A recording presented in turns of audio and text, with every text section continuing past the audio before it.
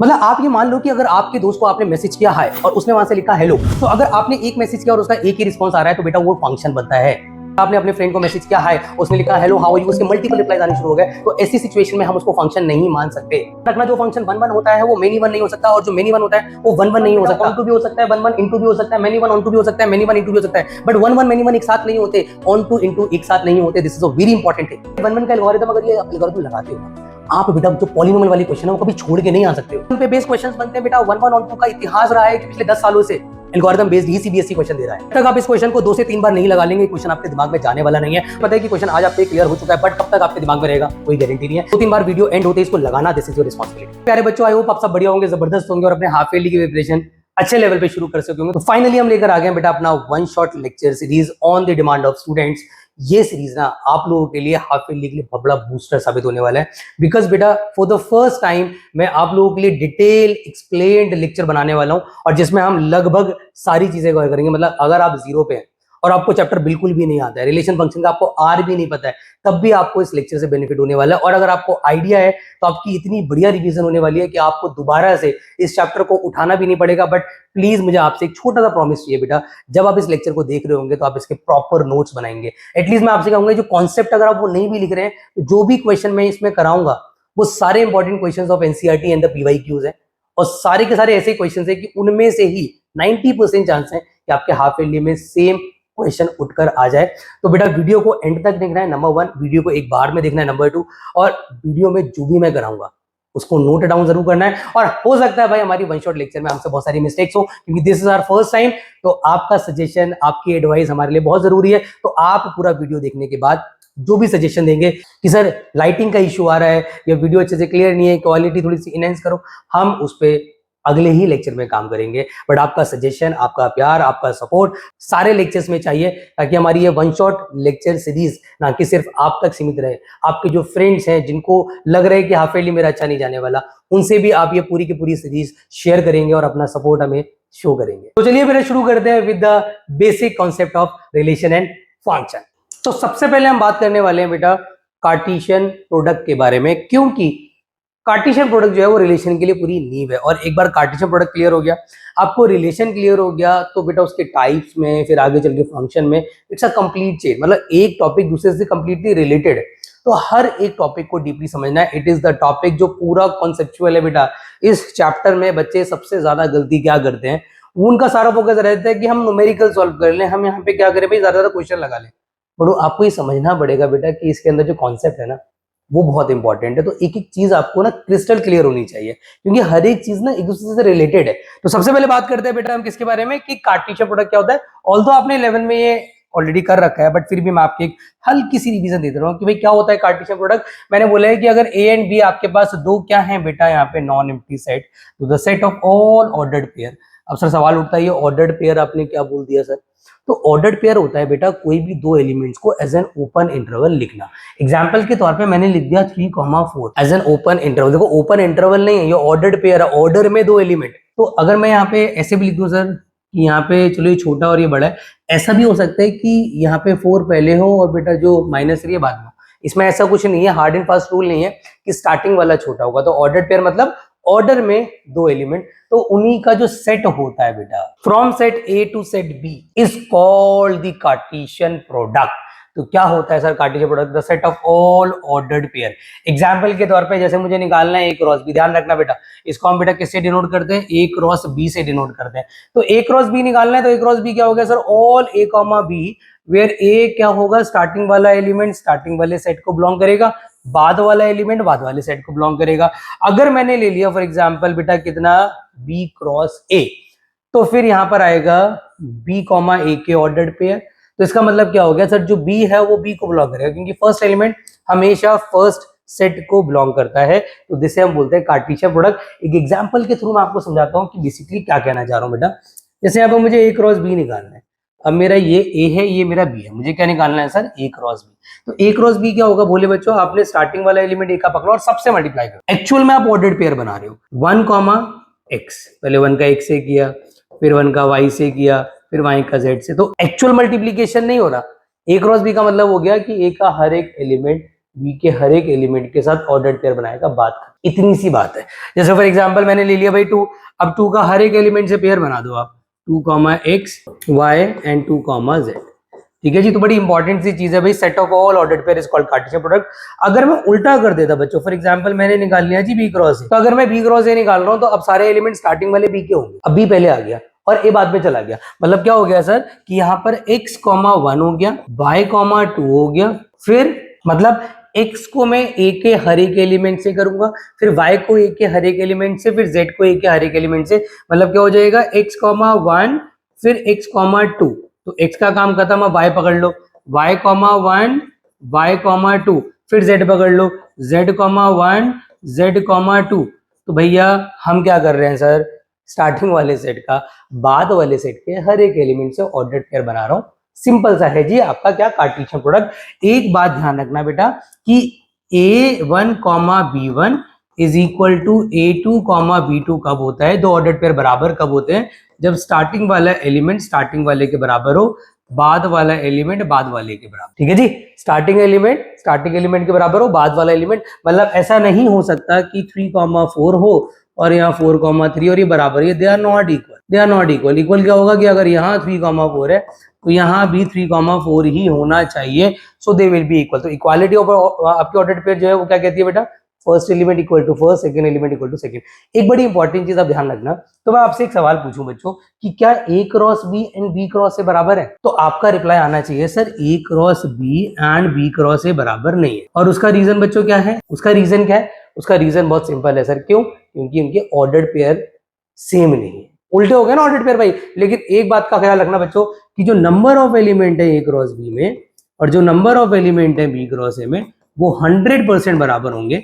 In fact वो n A into n B के बराबर होंगे, number of element in A into number of element in B. बड़ा simple सा ये आपका फंडा है बेटा। इसका मतलब कि अगर मुझे ए क्रॉस बी में नंबर ऑफ एलिमेंट निकालने हैं without actual calculation of A cross B, तो ए में देख लो कितने एलिमेंट है 2, बी में कितने एलिमेंट है 3, तो भैया यहाँ पे आ जाएगा 2 क्रॉस 3 बी। एक एक चीज मैं कवर करके चल रहा हूँ बेटा, आप लोग स्टार्टिंग अवॉइड मत करना। मुझे पता आप लोग कहेंगे सर ये सब चीजें आती हैं, आगे बढ़ो भाई, एक एक चीज को हमें ढंग से करना है। ये वन शॉट जरूर है बट ये बेटा वन शॉट नहीं है, ये आपके लिए बूस्टर सीरीज है, क्योंकि जिसको आता है ना उसका वन शॉट रिवीजन है, और जिसको नहीं आता ना ये पूरे वन शॉट में वो सीख के जाएगा।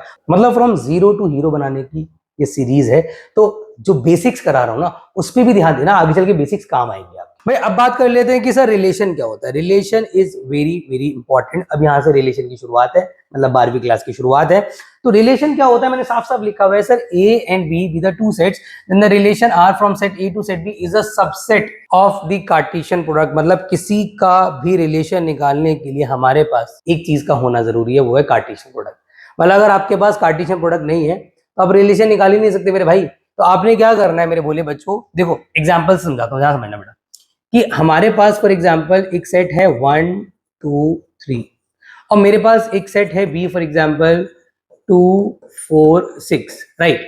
अब मैंने यहाँ पे एक रिलेशन आपको डिफाइन कर रहा हूँ, बड़ा आसान सा रिलेशन है, बड़ा सिंपल सा रिलेशन है। अच्छा अगर मैं आपसे A क्रॉस B पूछूं तो A क्रॉस B आप यहाँ पे बहुत आराम से निकाल सकते हैं।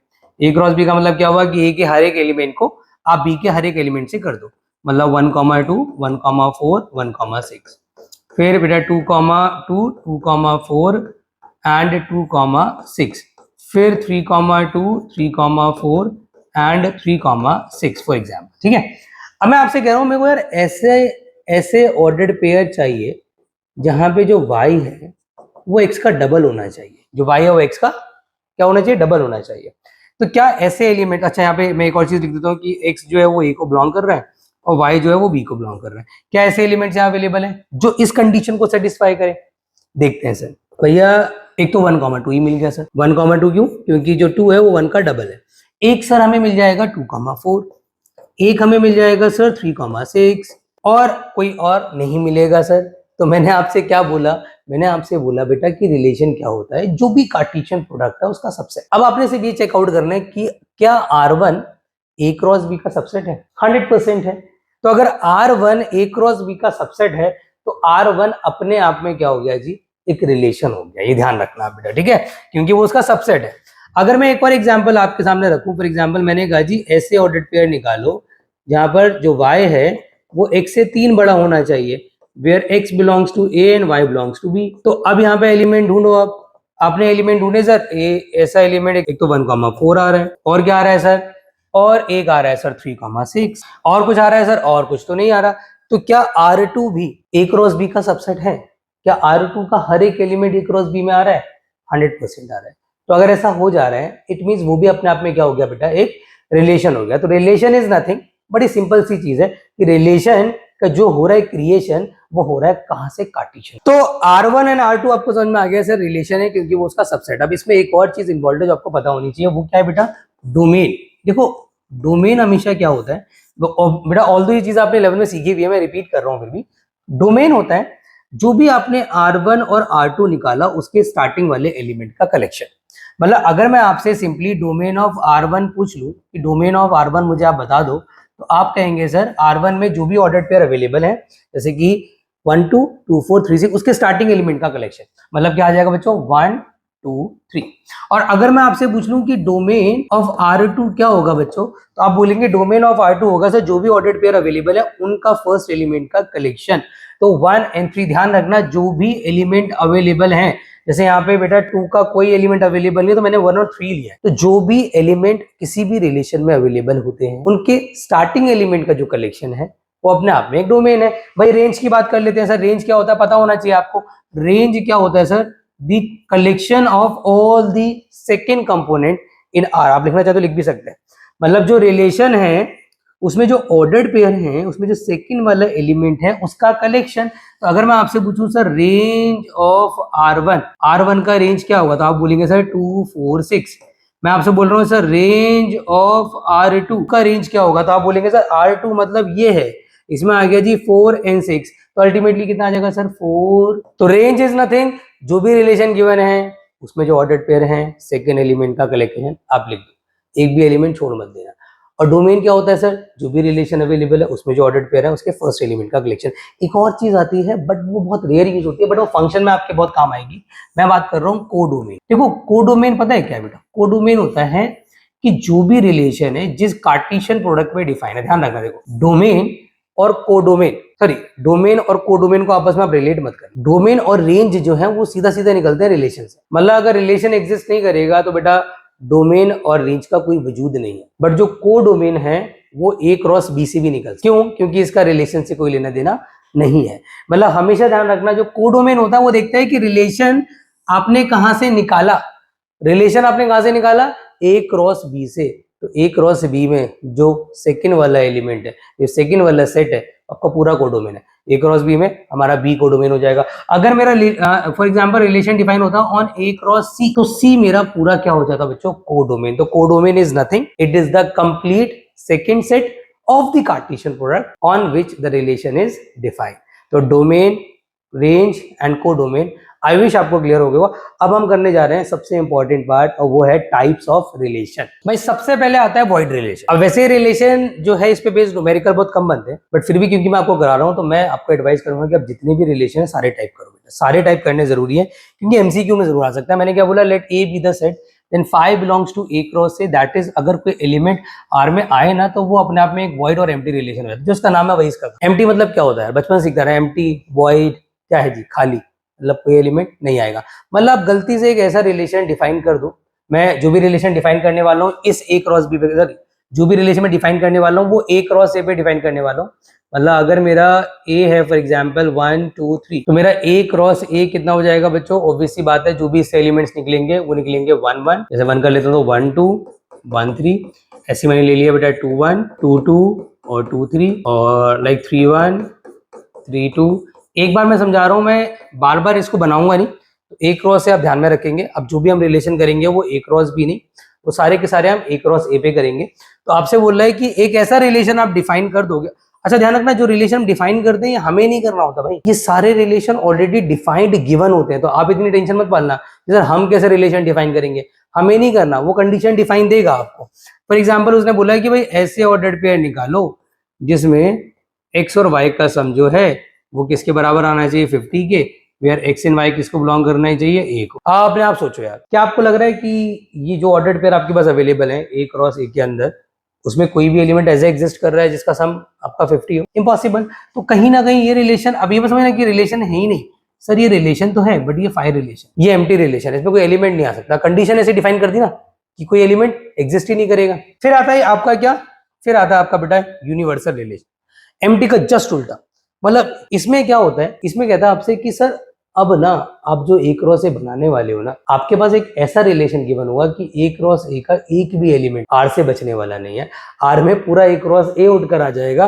जैसे एग्जांपल के तौर पे मैंने यहाँ पे एक एग्जांपल एक्सप्लेन किया, मैंने बोला जी आर ऐसे ऑर्डर्ड पेयर लो जिसमें जो एक्स वाई है उसका प्रोडक्ट 0 से बड़ा होना चाहिए और एक्स वाई जो है वो ए को बिलोंग करना चाहिए। तो आपको नहीं लग रहा कि यार यहाँ पे जितने भी एलिमेंट्स मेरे ए क्रॉस ए में अवेलेबल है, अगर मैं सबका प्रोडक्ट करने बैठ जाऊं तो 0 से तो बड़ा ही आएगा, दिस इज ऑब्वियस। तो अल्टीमेटली जो मेरा रिलेशन बनेगा यहाँ पर सर वो किसके बराबर आ जाएगा, ए क्रॉस ए के बराबर। तो कोई भी रिलेशन अगर ए क्रॉस ए या उसी कार्टेशियन प्रोडक्ट के बराबर आ जाए जिससे हम निकाल रहे हैं, तो अपने आप में वो एक यूनिवर्सल रिलेशन हो जाता है। तो आई विश बेटा इस एग्जांपल से आपको समझ आ गया होगा। अब आ रहे हैं भैया हम सबसे बढ़िया एग्जांपल, उसके बाद आता है बच्चों आइडेंटिटी रिलेशन। अब ये रिलेशन बड़ा बहुत ही प्यारा है, इसको किसी से दुनियादारी से मतलब नहीं है, ये बिल्कुल संत की तरह एकदम अपने में रहने वाला। इसे मतलब समझ लो कि किसी और से कोई रिलेशन बनाना ही नहीं है, इसका हर एक एलिमेंट अपने साथ ही खुश है, इसकी किसी और से कोई फ्रेंडशिप नहीं होती है। एग्जाम्पल के तौर पे मैंने बोला है कि अगर हमारे पास कोई ऐसा रिलेशन आ जाए जिसमें सिर्फ ए अपने आप से ही रिलेट करे, इट्स लाइक अ मॉम, तो हम बोल सकते हैं कि वो अपने आप में एक आइडेंटिटी रिलेशन है। मतलब every element of set A is related to itself only, इसको किसी और से कोई मतलब नहीं होता। और ध्यान रखना बेटा, ध्यान रखना इस बात को बच्चा, ये तो देखो एक चीज तो दिमाग में रखता है बच्चा कि हर एक एलिमेंट खुद से रिलेट करेगा, बट ये भूल जाता है कि हर एक एलिमेंट, एक भी एलिमेंट बचना नहीं चाहिए। जैसे अगर ए में एलिमेंट 3 है 1 2 3, तो हर एक एलिमेंट खुद से, यहाँ पे आई ए ऐसे नहीं लिखते, आई के बेस में ए आता है, तो हर एक एलिमेंट खुद से रिलेट करेगा। 1,1 आना चाहिए, 2,2 आना चाहिए, 3,3। मतलब अगर मैं एक और रिलेशन यहाँ डिफाइन करूँ इसी ए के ऊपर और मैं लिख दूं सर 1,1 और 2,2, तो मैं आपसे पूछूं क्या ये आइडेंटिटी है, तो आप बोलेंगे R2 इज नॉट आइडेंटिटी। और आप उसका रीजन क्या दे सकते हैं, क्यों, क्योंकि सर जो 3 है वो सेट ए में आ रहा है, बट 3 जो है सर वो रिलेशन में नहीं आ रहा। आपका हर एक एलिमेंट खुद से रिलेट 100% करेगा। इनफैक्ट अगर मैं आपके सामने एक रिलेशन ऐसा रख दूं, मैं बोलूं जी 1,1 है, 2,2 है, 3,3 है और साथ में 1,3 है, और मैं आपसे पूछूं कि क्या ये अपने आप में एक आइडेंटिटी रिलेशन है, तो आप बोलेंगे नहीं सर ये भी एक आइडेंटिटी रिलेशन नहीं है। वाई, क्योंकि मैंने क्या बोला, इटसेल्फ ओनली, ओनली शब्द का इस्तेमाल है भाई, मतलब अपने अलावा उसको किसी और से कोई रिलेशन बनाने की जरूरत नहीं पड़ती, और बना लिया अगर उसने बाई चांस तो उसकी अपनी आइडेंटिटी गई। आइडेंटिटी ऐसे याद करो ना, आइडेंटिटी मतलब इटसेल्फ, आपकी भी अपनी आइडेंटिटी है, मेरी भी अपनी आइडेंटिटी है, तो जो हमारी आइडेंटिटी है अगर हमने उसको ही लूज कर दिया और किसी और से रिलेशन में चले गए तो बस समझ लेना हमारी आइडेंटिटी लूज और वो आइडेंटिटी रिलेशन नहीं बचेगा। तो यहाँ पे आप देख सकते हैं कि R3 is not identity relation. उसका रीजन सिंपल है, क्यों, बिकॉज 1,3 बिलोंग्स टू R3, जो कि नहीं होना चाहिए। अब जो आपका रिफ्लेक्सिव है उसको थोड़ी सी यहाँ पे फ्लेक्सिबिलिटी मिल जाती है, वो कहता है कि भाई तू अपने, मतलब इसमें क्या है कि तुम्हें अपनी आइडेंटिटी तो बनानी है, अपने अलावा अगर तुम किसी और के साथ भी रिलेशन में आना चाहो तो आ सकते हो। मतलब यहाँ भी इतनी बंदिशें नहीं है, आप समझ रहे हैं। आपको ऐसे बिहेव नहीं करना that you are like a monk, ऐसा नहीं करना। आपने क्या करना है जी, आप अपनी जिंदगी में भी खुश रहो और किसी और से भी अगर आपका रिलेशन बन गया तो भी आप अपनी जिंदगी में खुश हो। तो ये ऐसे वाला रिलेशन होता है। एग्जाम्पल के तौर पे आपसे बोल रहे हैं कि relation R on a set A is said to be a reflexive relation if every element of set A is related to itself. मैंने ओनली शब्द का इस्तेमाल नहीं किया है, क्यों, क्योंकि हर एक एलिमेंट अपने से तो रिलेट होगा ही होगा, बट किसी और से हो जाए तो प्रॉब्लम नहीं है। अब इसका मतलब ये बिल्कुल नहीं है कि होना भी चाहिए, समझे। फॉर एग्जाम्पल जैसे मैंने बोला कि मेरे पास एक सेट है 1 2 3, मैंने बोला 1,1 2,2 3,3, ये मिनिमम रिक्वायरमेंट है, ये आनी चाहिए, बट इसके अलावा 1 2 2 3 1 3 भी आ गया तो प्रॉब्लम नहीं है। तो क्या ये रिफ्लेक्सिव है सर? 100% रिफ्लेक्सिव है।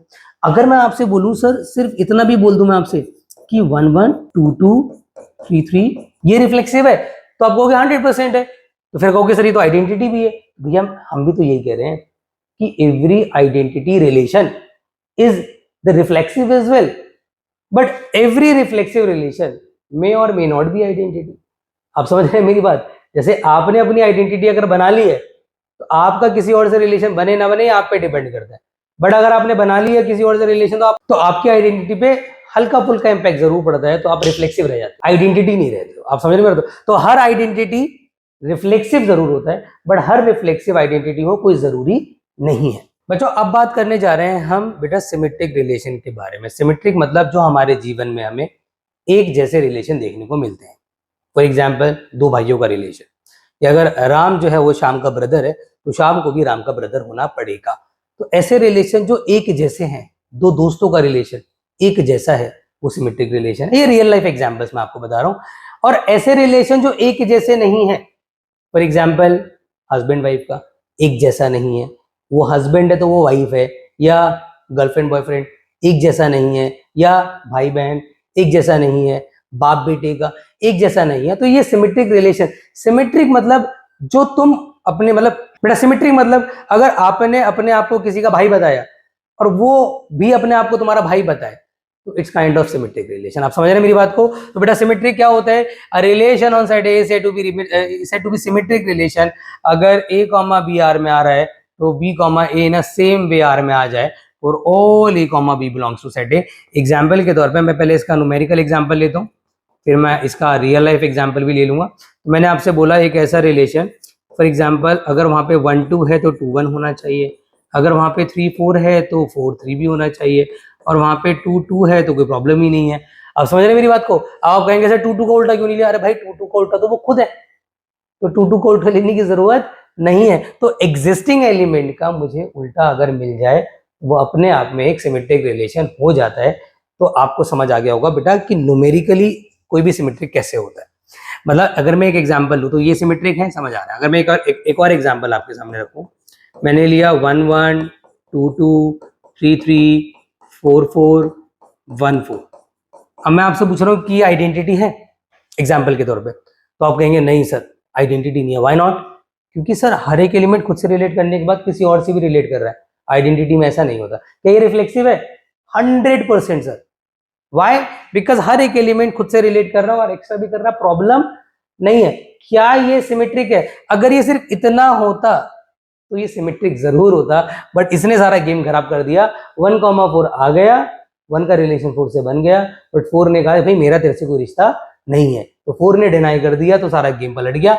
अब ये सिमेट्रिक रिलेशन नहीं रहा। तो 1 4 है तो 4 1 भी होना चाहिए। अब आते हैं बच्चों एक और इसका रियल लाइफ एग्जांपल समझने के लिए। जैसे मैंने बोला कि x such that x is मैं कहूंगा फादर ऑफ y।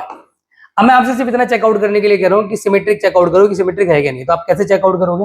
आप एग्जाम में आएगा, एग्जाम में को लिखना कैसे, ये बड़ी प्रॉब्लम है, और यही मुझे आपको सिखाना है इस लेक्चर में कि लिखते कैसे हैं। आप ऐसे लिखोगे कि x, y belongs to r। x तो y का फादर है, given of y, but sir y comma x does not belongs to r। y comma x r में नहीं हो सकता। रीजन सर बड़ा सिंपल सा रीजन है कि y can't be father of x। भैया y चाहे सन हो या डॉटर हो, बट फादर तो नहीं हो सकता। तो this is not a symmetric relation. Real life में मैंने आपसे बार बार बोल दिया बेटा सिमेट्रिक क्या होते हैं? जो एक जैसे रिलेशन होते हैं। आई विश आपको क्लियर हो गया होगा। अब बात करने जा रहे हैं last but not the least, the most important relation, वो है ट्रांजिटिव रिलेशन। बच्चों इसमें बच्चे कंफ्यूज होते हैं, और बाबा मैं आपसे कह रहा हूँ रिलेशन फंक्शन कुछ नहीं है भाई, इससे बच्चों वाला चैप्टर है ही नहीं। बट लिखना, आज मैं जो क्वेश्चन कराऊंगा उनमें आप लिखने का पैटर्न देखना कि आपने एग्जामिनर को इंप्रेस कैसे करना है। आप समझ रहे हैं कि आपने लिखना कैसे है कि आपको नंबर मिले। अपनी लैंग्वेज में नहीं लिखना, जो डिमांड है उस लैंग्वेज में लिखना है बेटा। अब क्या होता है ट्रांजिटिव रिलेशन? ट्रांजिटिव रिलेशन होता है बच्चों कि let A B the set of relation on set A set to B transitive relation. अगर ए कॉमा बी आर में है और बी कॉमा सी आर में है, तो ए कॉमा सी आर में होना चाहिए। मतलब मैं क्या कह रहा हूँ बेटा, ध्यान देना कि अगर ए का रिलेशन बी से है, ए का रिलेशन बी से, सॉरी बी है ये, और बी का रिलेशन सी से है, तो इन अ सेम वे ए का रिलेशन भी सी से आपको निकालना पड़ेगा। अगर ए भी सी से रिलेट कर गया तो आप समझ जाना वो अपने आप में एक बेटा ट्रांजिटिव रिलेशन है। एक रियल लाइफ एग्जांपल से समझते हैं। मैंने कहा जी Ram is a brother of Shyam and Shyam is a brother of Ghanshyam, और समझ आ रहा है कि राम श्याम घनश्याम जो है वो सारे मेल हैं। तो अगर राम श्याम का ब्रदर है और श्याम घनश्याम का ब्रदर है, तो राम को भी घनश्याम का ब्रदर होना पड़ेगा, चाहे वो चाहे या ना चाहे। आप समझ रहे हैं? तो ये अपने आप में एक बड़ा ही इंपॉर्टेंट रियल लाइफ एग्जाम्पल है। अब मैं एक ऐसे एग्जाम्पल आपको समझाता हूँ कि जिसमें वो चाहे भी तो ट्रांजिटिव नहीं हो सकता। जैसे मैंने बोला कि x is a father of y and y is a father of z। तो अगर x y का फादर है और y z का फादर है, तो क्या x भी z का फादर होगा? नहीं होगा भाई। क्यों? क्योंकि x जो है वो z का ग्रैंड फादर है। तो क्या वो ट्रांजिटिव हुआ? नहीं हुआ। तो फर्स्ट केस ब्रदर वाला वो ट्रांजिटिव का केस है। दूसरा जो आपका क्या है, जो फादर वाला है, वो ट्रांजिटिव का केस नहीं है। तो यही है ट्रांजिटिव भाई। अगर मैं न्यूमेरिकली आपको समझाऊं, तो अगर मैंने कोई सेट लिया 1 2 3 4 और मैंने एक रिलेशन लिया, बोले बच्चों 1 का रिलेशन 2 से है, 2 का रिलेशन 3 से है, तो 1 का रिलेशन भी 3 से होगा। A का B से है, B का C से है, तो A का भी C से होना चाहिए। अगर ऐसा हो रहा है तो वो ट्रांजिटिव है, अदरवाइज वो ट्रांजिटिव नहीं है। तो इतना तो आपको समझ आ गया कि A कॉमा B होगा, B कॉमा C होगा, तो A कॉमा C भी होना चाहिए। अब एक बड़ा स्पेशल केस है, बड़ा प्यारा केस है, जो बच्चों को परेशान करता है। सर ये कैसे ट्रांजिटिव हो गया? भाई ये भी ट्रांजिटिव होता है। एक बड़ा स्पेशल केस है, ध्यान देना बच्चों। स्पेशल केस ऑफ ट्रांजिटिव ये कहता है बच्चों, special case of the transitive क्या कहता है? ये कहता है कि अगर मेरे पास, फॉर एग्जांपल, समझना ध्यान से बच्चों, अगर मेरे पास एक रिलेशन ऐसा आ जाए, मैं इसी का एग्जांपल ले रहा हूँ 1 2 3 4 का, कि जिसमें 1, 2 है और 3, 4 है। मतलब A, B belongs to R, but B, C does not exist, then R is beta transitive।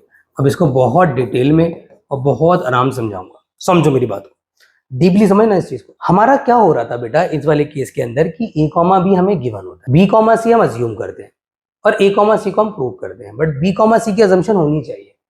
In case बेटा क्या हो कि A, B तो एग्जिस्ट करे, बट B, C की अजम्पशन ही रॉन्ग जा रही हो। मतलब हम B, C अज्यूम ही नहीं कर सकते। जैसे for example Ram is a brother of Shyam हमें गिवन है, और Shyam is a brother of Ghanshyam हमने खुद सोच लिया, और इट इज पॉसिबल श्याम भी किसका ब्रदर हो सकता है। बट यहाँ पर क्या होगा कि A, B R में होगा और B, C की इमेजिनेशन ही बेकार हो जाएगी। तो उस केस में जो बेनिफिट ऑफ डाउट आ जाएगा, और वो कहाँ जाएगा? In a positive way to the transitive. तो वो केस ट्रांजिटिव हो जाते हैं by default. Example, sir 1, 2 exist, A का B से है, B क्या है 2, क्या 2 का किसी और से है? नहीं है सर। सर ये 3, 4 है, 4 इज अ B, क्या 4 का किसी और से है? नहीं सर। तो जब A, B exists but B is not related to C, then A, it doesn't matter is related to C or not, फर्क ही नहीं पड़ता ना। जब B का ही C से रिलेशन नहीं है, तो यहाँ बेनिफिट ऑफ डाउट आ गया, और वो किसको जाएगा? ट्रांजिटिव होने को जाएगा। सो R is transitive, R is transitive। एक रियल लाइफ एग्जांपल देके समझाता हूँ। मैंने शायद बहुत बार ऑफलाइन क्लासेस में एग्जांपल दिया भी है। अब माने कि X is wife of Y। जो X है वो क्या है जी? Y की वाइफ है। सुनना मेरी बात ध्यान से, X Y की वाइफ है। अब यहाँ पर X जो है वो फीमेल है भाई। जब देखो घोर कलयुग के हिसाब से मत सोचना, जो मैं कह रहा हूँ कि जो बहुत पुराने जमाने के लोग हैं उनके हिसाब से सोचना बेटा, बहुत कंजर्वेटिव माइंड के हिसाब से। मुझे पता है बहुत ओपन माइंडेड है, आप कहेंगे नहीं सर हो सकता है, हो सकता है। सोच लो बेटा कि जो X है वो फीमेल है और जो Y है वो मेल है, तभी तो वो इसकी वाइफ है। तो Y तो मेल है ना, वो हस्बैंड है। तो अगर X का रिलेशन Y से है, तो क्या Y का रिलेशन Z से वो बन सकता है? क्या Y किसी और की वाइफ हो सकता है? तो practically it is not possible. घोर कलयुग के हिसाब से नहीं सोच रहे हैं हम, थोड़ा कंजर्वेटिव माइंड से। Y can't B wife of Z। तो भैया X, Y exist, Y, Z की अजम्पशन नहीं हो रही, X, Z का मतलब ही नहीं बनता। तो अकॉर्डिंग टू स्पेशल केस ये वाला जो है ये ट्रांजिटिव हो जाएगा।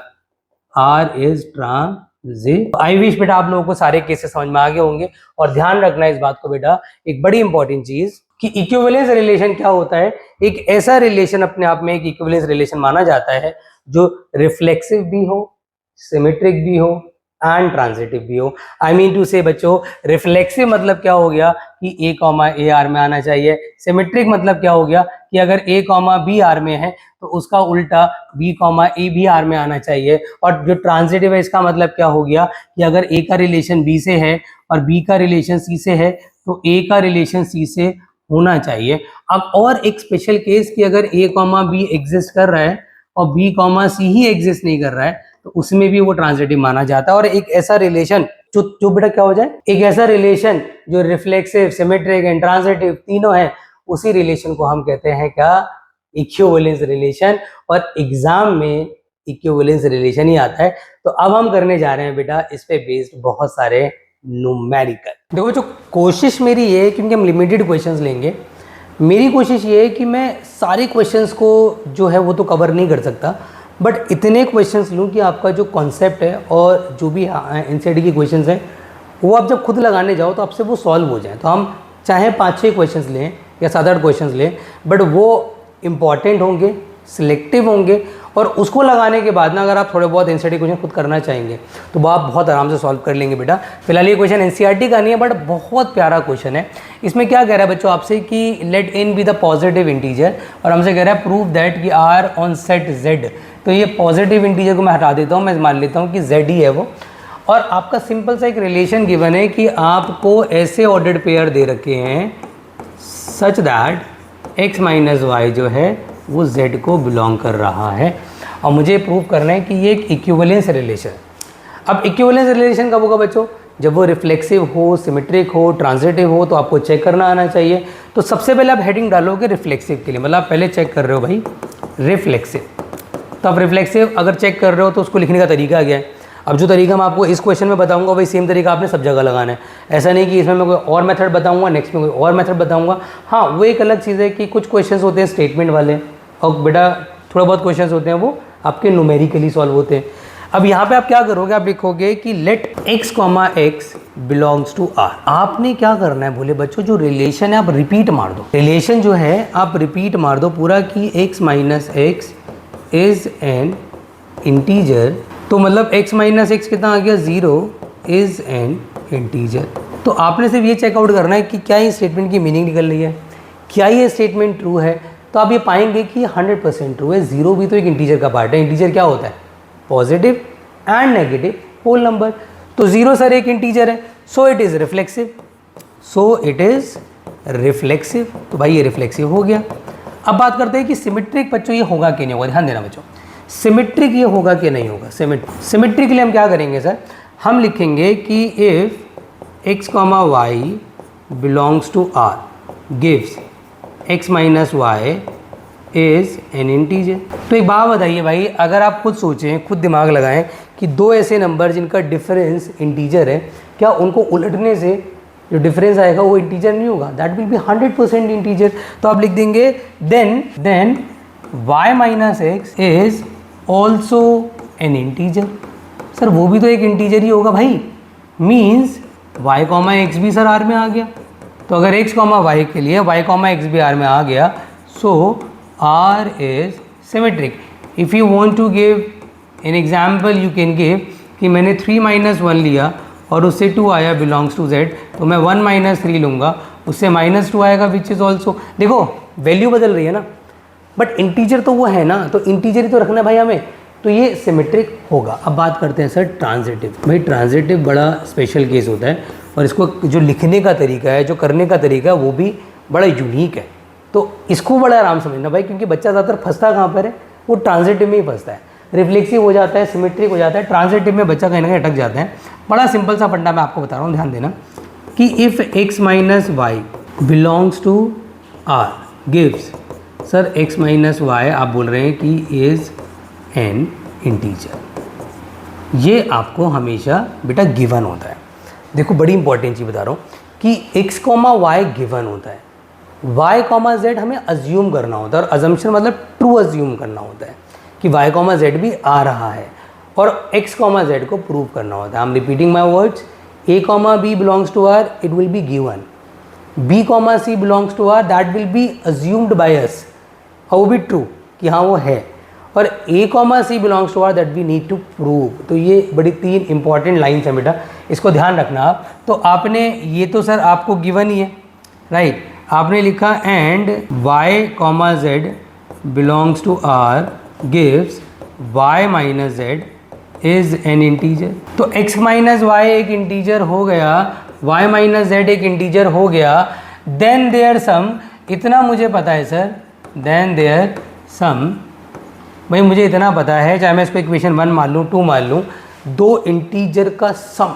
100% एक इंटीजर होता है। तो अगर मैं यहाँ से for example x minus y जो कि ऑलरेडी एक इंटीजर है, उसमें y माइनस जेड जो कि ऑलरेडी एक इंटीजर है, क्यों? क्योंकि हमने माना और ये हमें गिवन है, इसका जो सम आएगा सॉल्व करके वो 100% एक इंटीजर आएगा। और इसका सम भोले भाले बच्चों कितना आएगा, इससे ही कट जाएगा, x minus z belongs to capital Z, so x comma z belongs to R। ये प्रूव करा है मैंने, ये अज्यूम नहीं करा, एग्जाम्पल नहीं लिया, वी हैव एक्चुअली हमने प्रूव किया इसको कि ये सर क्या होगा, ट्रांजिटिव, क्योंकि x कॉमा जेड भी R में आ गया, सो इट इज़ ट्रांजिटिव। तो अगर ये ट्रांजिटिव भी हो जाता है बोले बच्चों, hence it's an equivalence relation, equivalence relation. तो ये एक इक्विवेलेंस रिलेशन होगा। तो ये एक बहुत बेसिक क्वेश्चन है इक्विवेलेंस रिलेशन का, एक बार इसको आप देख लें बेटा, कोई भी कंफ्यूजन लगे तो प्लीज़ मेरे को आप बेटा कमेंट में भी बता। सीबीएसई में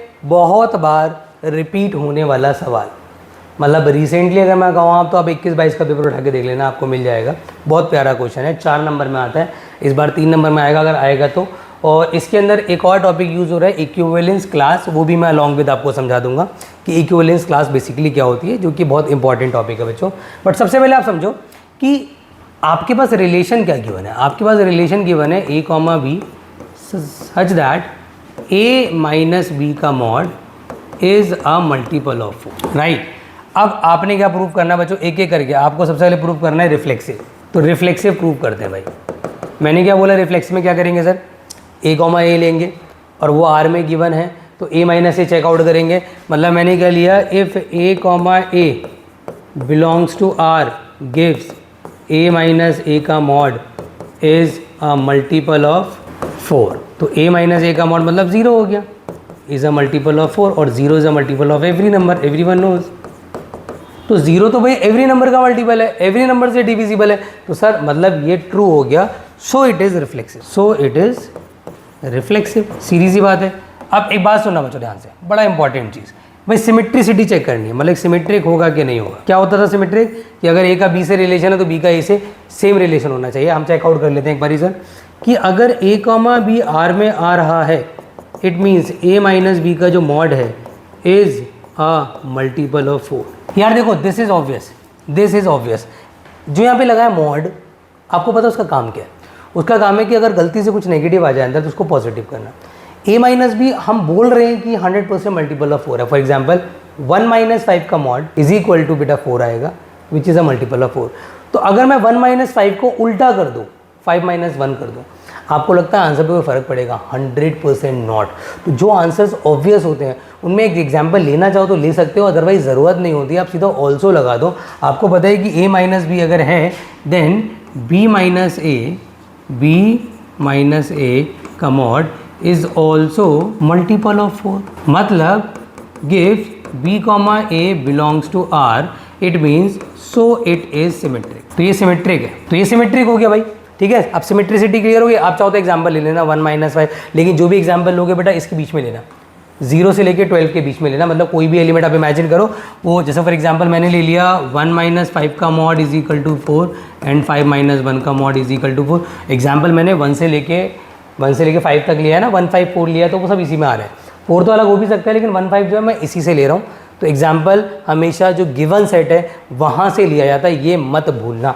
अब सबसे इंपॉर्टेंट चीज़ जहाँ बच्चा अक्सर फंस जाता है भाई, वो है इसकी ट्रांजिटिविटी। अब मेरी बात समझना, अगर मैंने बोला कि a comma B belongs to R, इसका मतलब ये बोल रहे हैं कि a माइनस बी का मॉड जो है वो मल्टीपल ऑफ 4 है। अब मैं इस चीज़ को ना, क्योंकि मुझे यहाँ पे प्रूव करना है, हमेशा ट्रांजिटिविटी में प्रूव करने के लिए थोड़ा सा हमें ना बेटा तिगड़मबाजी करनी पड़ती है। अब मैं इसको मल्टीपल ऑफ 4 ना लिख करके 4x लिख देता हूँ। ये जो स्टेटमेंट है, छोटी सी स्टेटमेंट है भाई, ये पता है क्या बता रही है? ये बता रही है कि yes sir it is a multiple of 4, जब भी तो एज अ मल्टीप्लाई बाय 4 हम लिख पा रहे हैं इसको।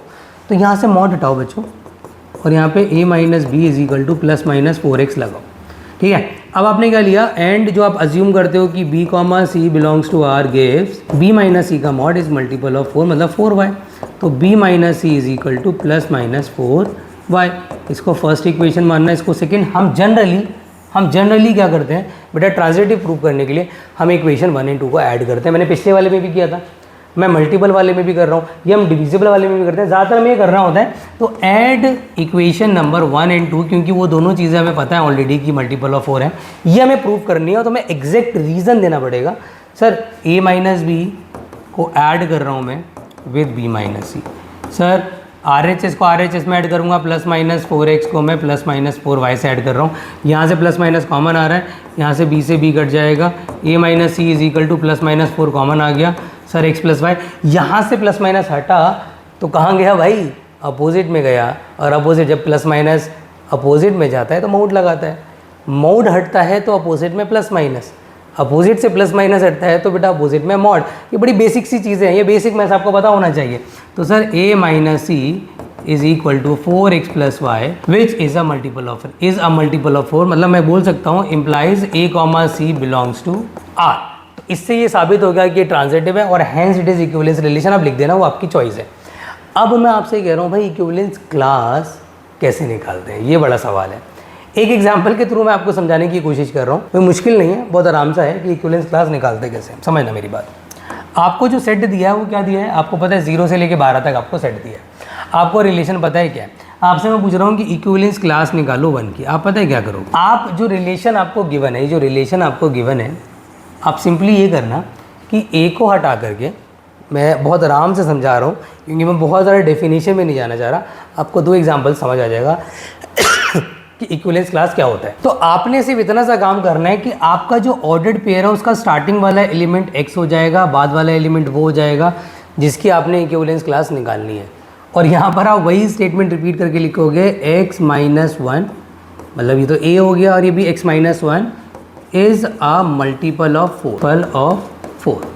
और आप अब क्या करोगे, आप वो सारे के सारे बेटे 1 का इस तरीके से लिखा हुआ है कि इक्विवेलेंस का, ये जो लिखा है ना 1 के ऊपर क्या बेटा, ये आपका क्लोज इंटरवल, ये इक्विवेलेंस क्लास को डिनोट करने का तरीका होता है।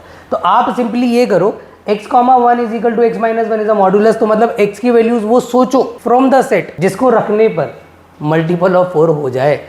तो जितने भी एलिमेंट्स x होंगे, मतलब all those element which is related to way in such a way that we got the multiple of 4, तो all those x will be the equivalence class of that element. मतलब 1 का element जो है ना, मतलब example के तौर पे मैं क्या कहना चाह रहा हूँ, देखो तो x मैं इमेजिन करूँगा तो मुझे पता है x की वैल्यू में 0 तो नहीं रख सकता, 1 रखूँगा तो 0 आ जाएगा। बढ़िया है सर। तो 1 की इक्विवेलेंस क्लास एक तो 1 हो गई, 2 नहीं ले सकता, 3 नहीं ले सकता, 4 नहीं ले सकता, 5 ले सकता हूँ। जैसे मैंने 5 लिया तो 5 minus 1 is a multiple of 4। 6, 7, 8 नहीं ले सकता, 9 ले सकता हूँ, और कुछ नहीं ले सकता, तो यहीं क्लोज कर दूंगा।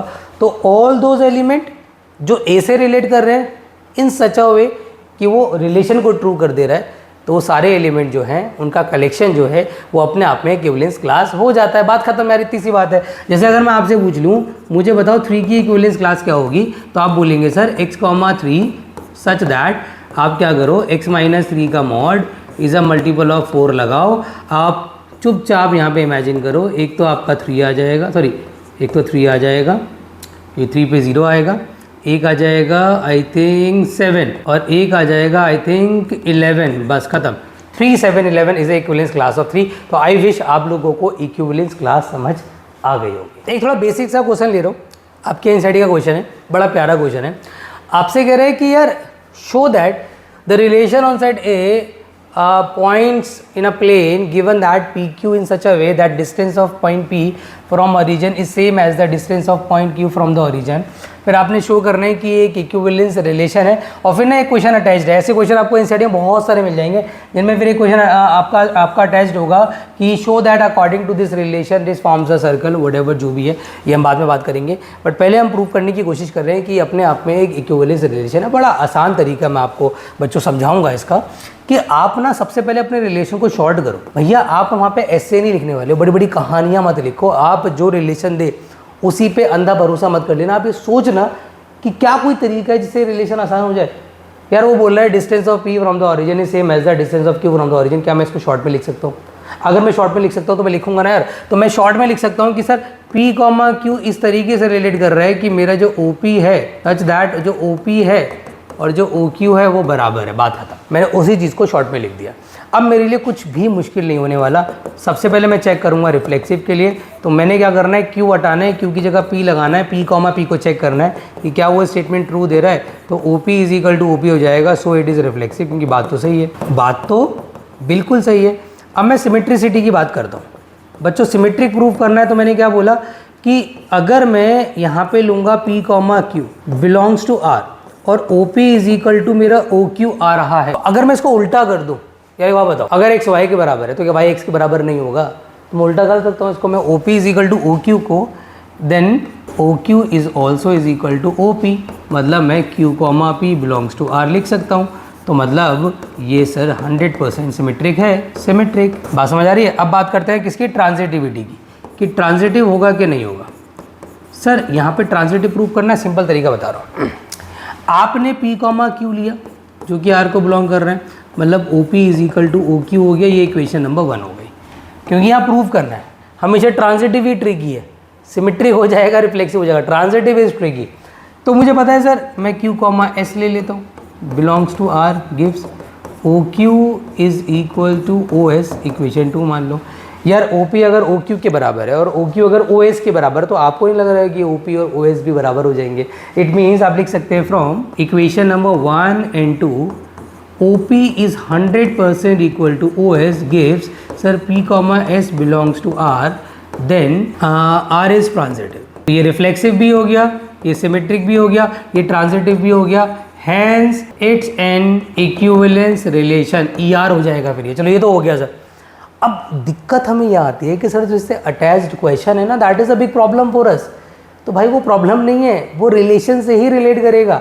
बच्चे क्या करते हैं, वो रिलेशन भूल जाते हैं और उस क्वेश्चन में इतना दिमाग लगा लेते हैं, अरे पता नहीं कैसे होगा। भाई रिलेशन को देखो यार, आप रिलेशन से रिलेट करके सॉल्व करो। आपसे क्या कह रहा है कि भाई ऐसे सारे पॉइंट जो कि रिलेट कर रहे हैं पी से, जो कि ओरिजिन नहीं है, is the circle passing through P with the origin as a centre. मेरी बात समझना, मुझे पता है कि ओरिजिन जो है वो ओ है, एक पॉइंट पी है जो कि ओरिजिन नहीं है और बहुत सारे पॉइंट उससे रिलेट कर रहे हैं, तो जो पी का डिस्टेंस ओ से होगा, अगर Q भी उससे रिलेट कर रहा है तो जो Q है उसका डिस्टेंस भी सेम ही होगा, और अगर R भी उससे रिलेट कर रहा है तो उसका डिस्टेंस भी सेम ही होगा, और S भी अगर उससे रिलेट कर रहा है P से तो उसका डिस्टेंस भी बेटा फ्रॉम द ओरिजिन सेम होगा। यही तो रिलेशन कह रहा है कि जो भी पॉइंट P से रिलेट करेंगे उसका डिस्टेंस ओरिजिन से सेम होगा। और बचपन की डेफिनेशन याद करो कि the set of all the points which are equidistance from the fixed point is known as circle.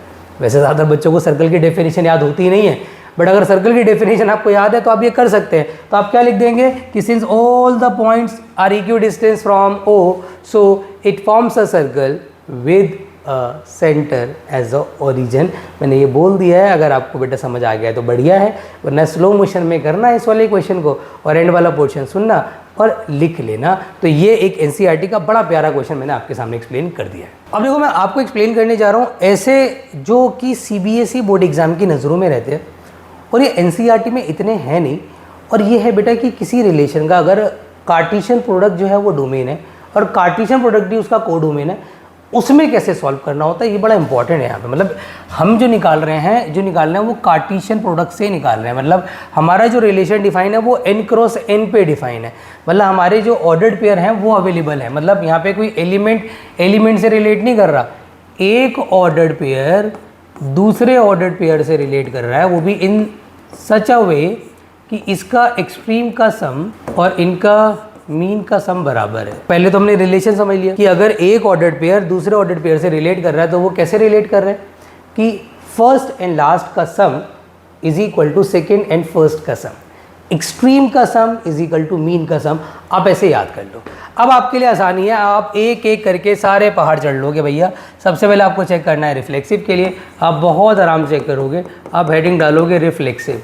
आप क्या करोगे भोले भाले बच्चों कि if a comma B is related to a comma B such that, भैया मैंने क्या बोला, sum of extreme is equal to sum of mean. तो क्या आपको नहीं लग रहा a प्लस बी और b प्लस से बराबर होते हैं? क्या आपने बचपन से नहीं पढ़ा कि सम जो होता है वो कॉम्यूटेटिव होता है? 2 + 3 बोलो या 3 + 2 बोलो, बचपन से सीखते आ रहे हैं ना। यहाँ पे रूल लगा दो, कंडीशन ट्रू है भाई, सेटिस्फाइड है, तो आप चुपचाप लिख दो सो इट इज रिफ्लेक्सिव।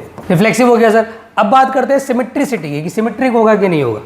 सिमेट्रिसिटी की, सिमेट्रिक होगा कि नहीं होगा सर, देखते हैं यार कि if A comma B belongs to R, sorry if A comma B कहाँ से आ गया भैया, कहानी में हल्का सा ट्विस्ट है यार। If A comma B is related to C comma D gives A plus D is equal to B plus C. Sir उल्टा करो, उल्टा करो, सिमेट्रिक में क्या करते हैं, जस्ट रिवर्स, मतलब सी कॉमा डी का ए कॉमा बी से सेम रिलेशन बनना चाहिए, चेकआउट करते हैं भाई। C plus B is equal to D plus A, sum of extreme is equal to sum of mean. क्या एक ही बात है sir, C plus B plus C, अरे सर कॉम्पिटिटिव होता है, D plus A plus D एक ही बात है, तो इसका मतलब ये 100%। क्या एग्जाम्पल लेने की ज़रूरत है सर? अरे कोई ज़रूरत नहीं है, जो चीज़ें ऑब्वियस दिख रही हैं ना, आप उसमें एग्जाम्पल मत चिपकाया करो, आप सीधा बोल दो सो इट इज़ सिमेट्रिक। सारा खेल किसका है, मैंने क्या बोला आपसे, ट्रांजिटिविटी का, उसमें ही खेला होता है, उसमें ही प्रॉब्लम होती है, उस पर ध्यान देते हैं भाई। अब मुझे प्रूव करना है सर ट्रांजिटिव, तो मुझे पता है कि ट्रांजिटिव प्रूव करने का सिंपल तरीका सर क्या है, आप लिखोगे if A comma B is related to C comma D, sir A plus D is equal to B plus C, इसको इक्वेशन फर्स्ट मान। स्टार्टिंग वाला हमें गिवन होता है, बाद वाला हम अज्यूम करते हैं, और आखिरी वाला हम प्रूव करते हैं। भूल मत जाना बच्चों, तो आप क्या लिखोगे, and B comma C is related to, B comma C है सी कॉमा डी है यार, ये सी कॉमा डी है बच्चों, मैं ठीक कर रहा हूँ, C comma D is related to E comma F. मैं खुद से इंट्रोड्यूस करूँगा, और ये मैं मान रहा हूँ, आई एम अज्यूमिंग दैट कि भाई ये ट्रू है, ये हमें अज्यूम करना ही पड़ेगा। तो C plus F is equal to D plus E, इसे इक्वेशन सेकेंड मान लो। और हमेशा हमें सिखाया गया है कि ट्रांजिटिव में क्या करना है सर, ऐड करना है। हम क्या करेंगे सर, ऐड करेंगे। ऐड करेंगे किसको बच्चों, इक्वेशन नंबर 1 and 2। तो अगर मैंने ऐड किया तो सर यहाँ पर आ जाएगा A plus D plus C plus F, भैया आर एच एस में B plus C plus D plus E. बच्चों कुछ कट रहा है, देखो फटाफट से कुछ कट रहा है। यस सर, सी से सी गया, डी से डी गया, क्या बचा sir, A plus F is equal to क्या बचा sir, B plus E. Sir ये क्या होगा, ये स्टार्टिंग वाले एलिमेंट का फर्स्ट एलिमेंट रहा होगा, ये क्या होगा, ये बाद वाले एलिमेंट का सेकंड एलिमेंट रहा होगा, ये क्या होगा, ये फर्स्ट वाले ऑर्डर्ड पेयर का सेकंड एलिमेंट रहा होगा, और ये क्या होगा, ये सेकंड वाले ऑर्डर्ड पेयर का फर्स्ट एलिमेंट रहा होगा।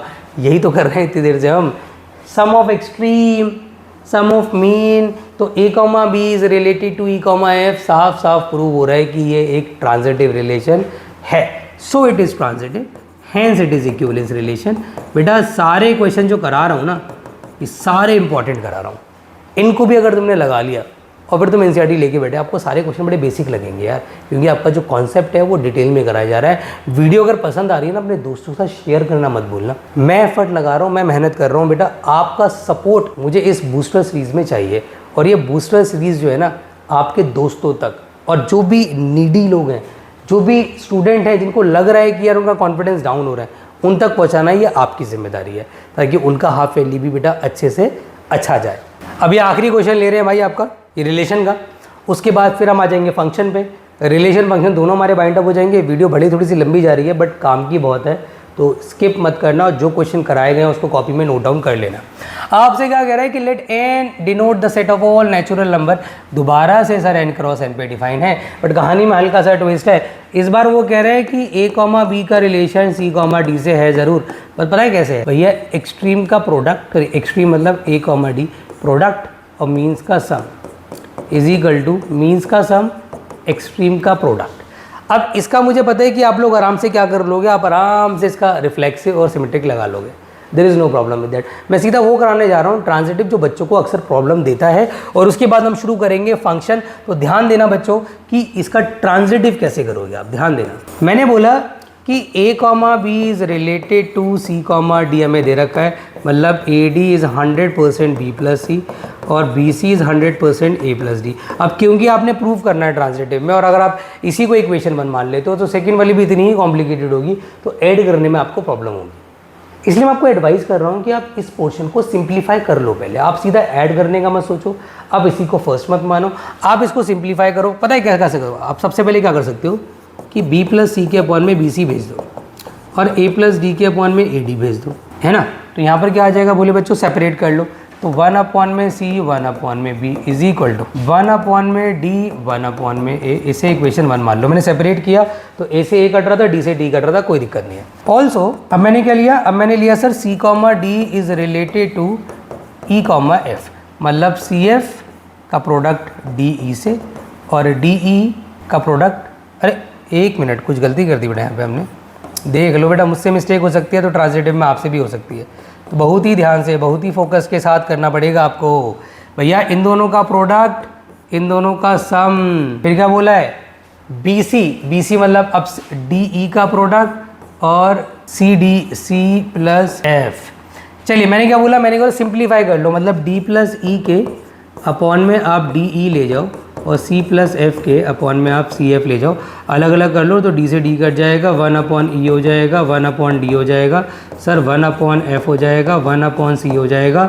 इसे इक्वेशन सेकंड मान लो और हमेशा you have to add equation number 1 and second. बहुत आराम से समझना वाला स्टेप है, बहुत आराम से।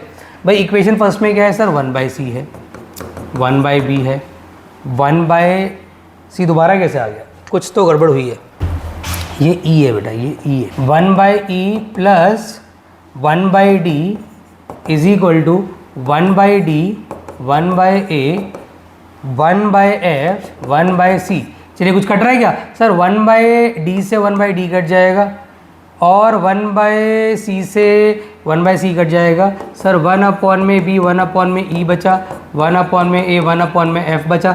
एलसीएम ले लो भाई, BE B plus E, AF A plus F, cross multiply करो, AF B plus E BE A plus F plus F। तो 100% मैं A की स्टार्टिंग वाले जो ऑर्डर्ड पेयर उसी से निकाल लूँगा कि बेसिकली ये आ क्यों रहा है और इससे क्या ऑर्डर्ड पेयर निकल सकते हैं।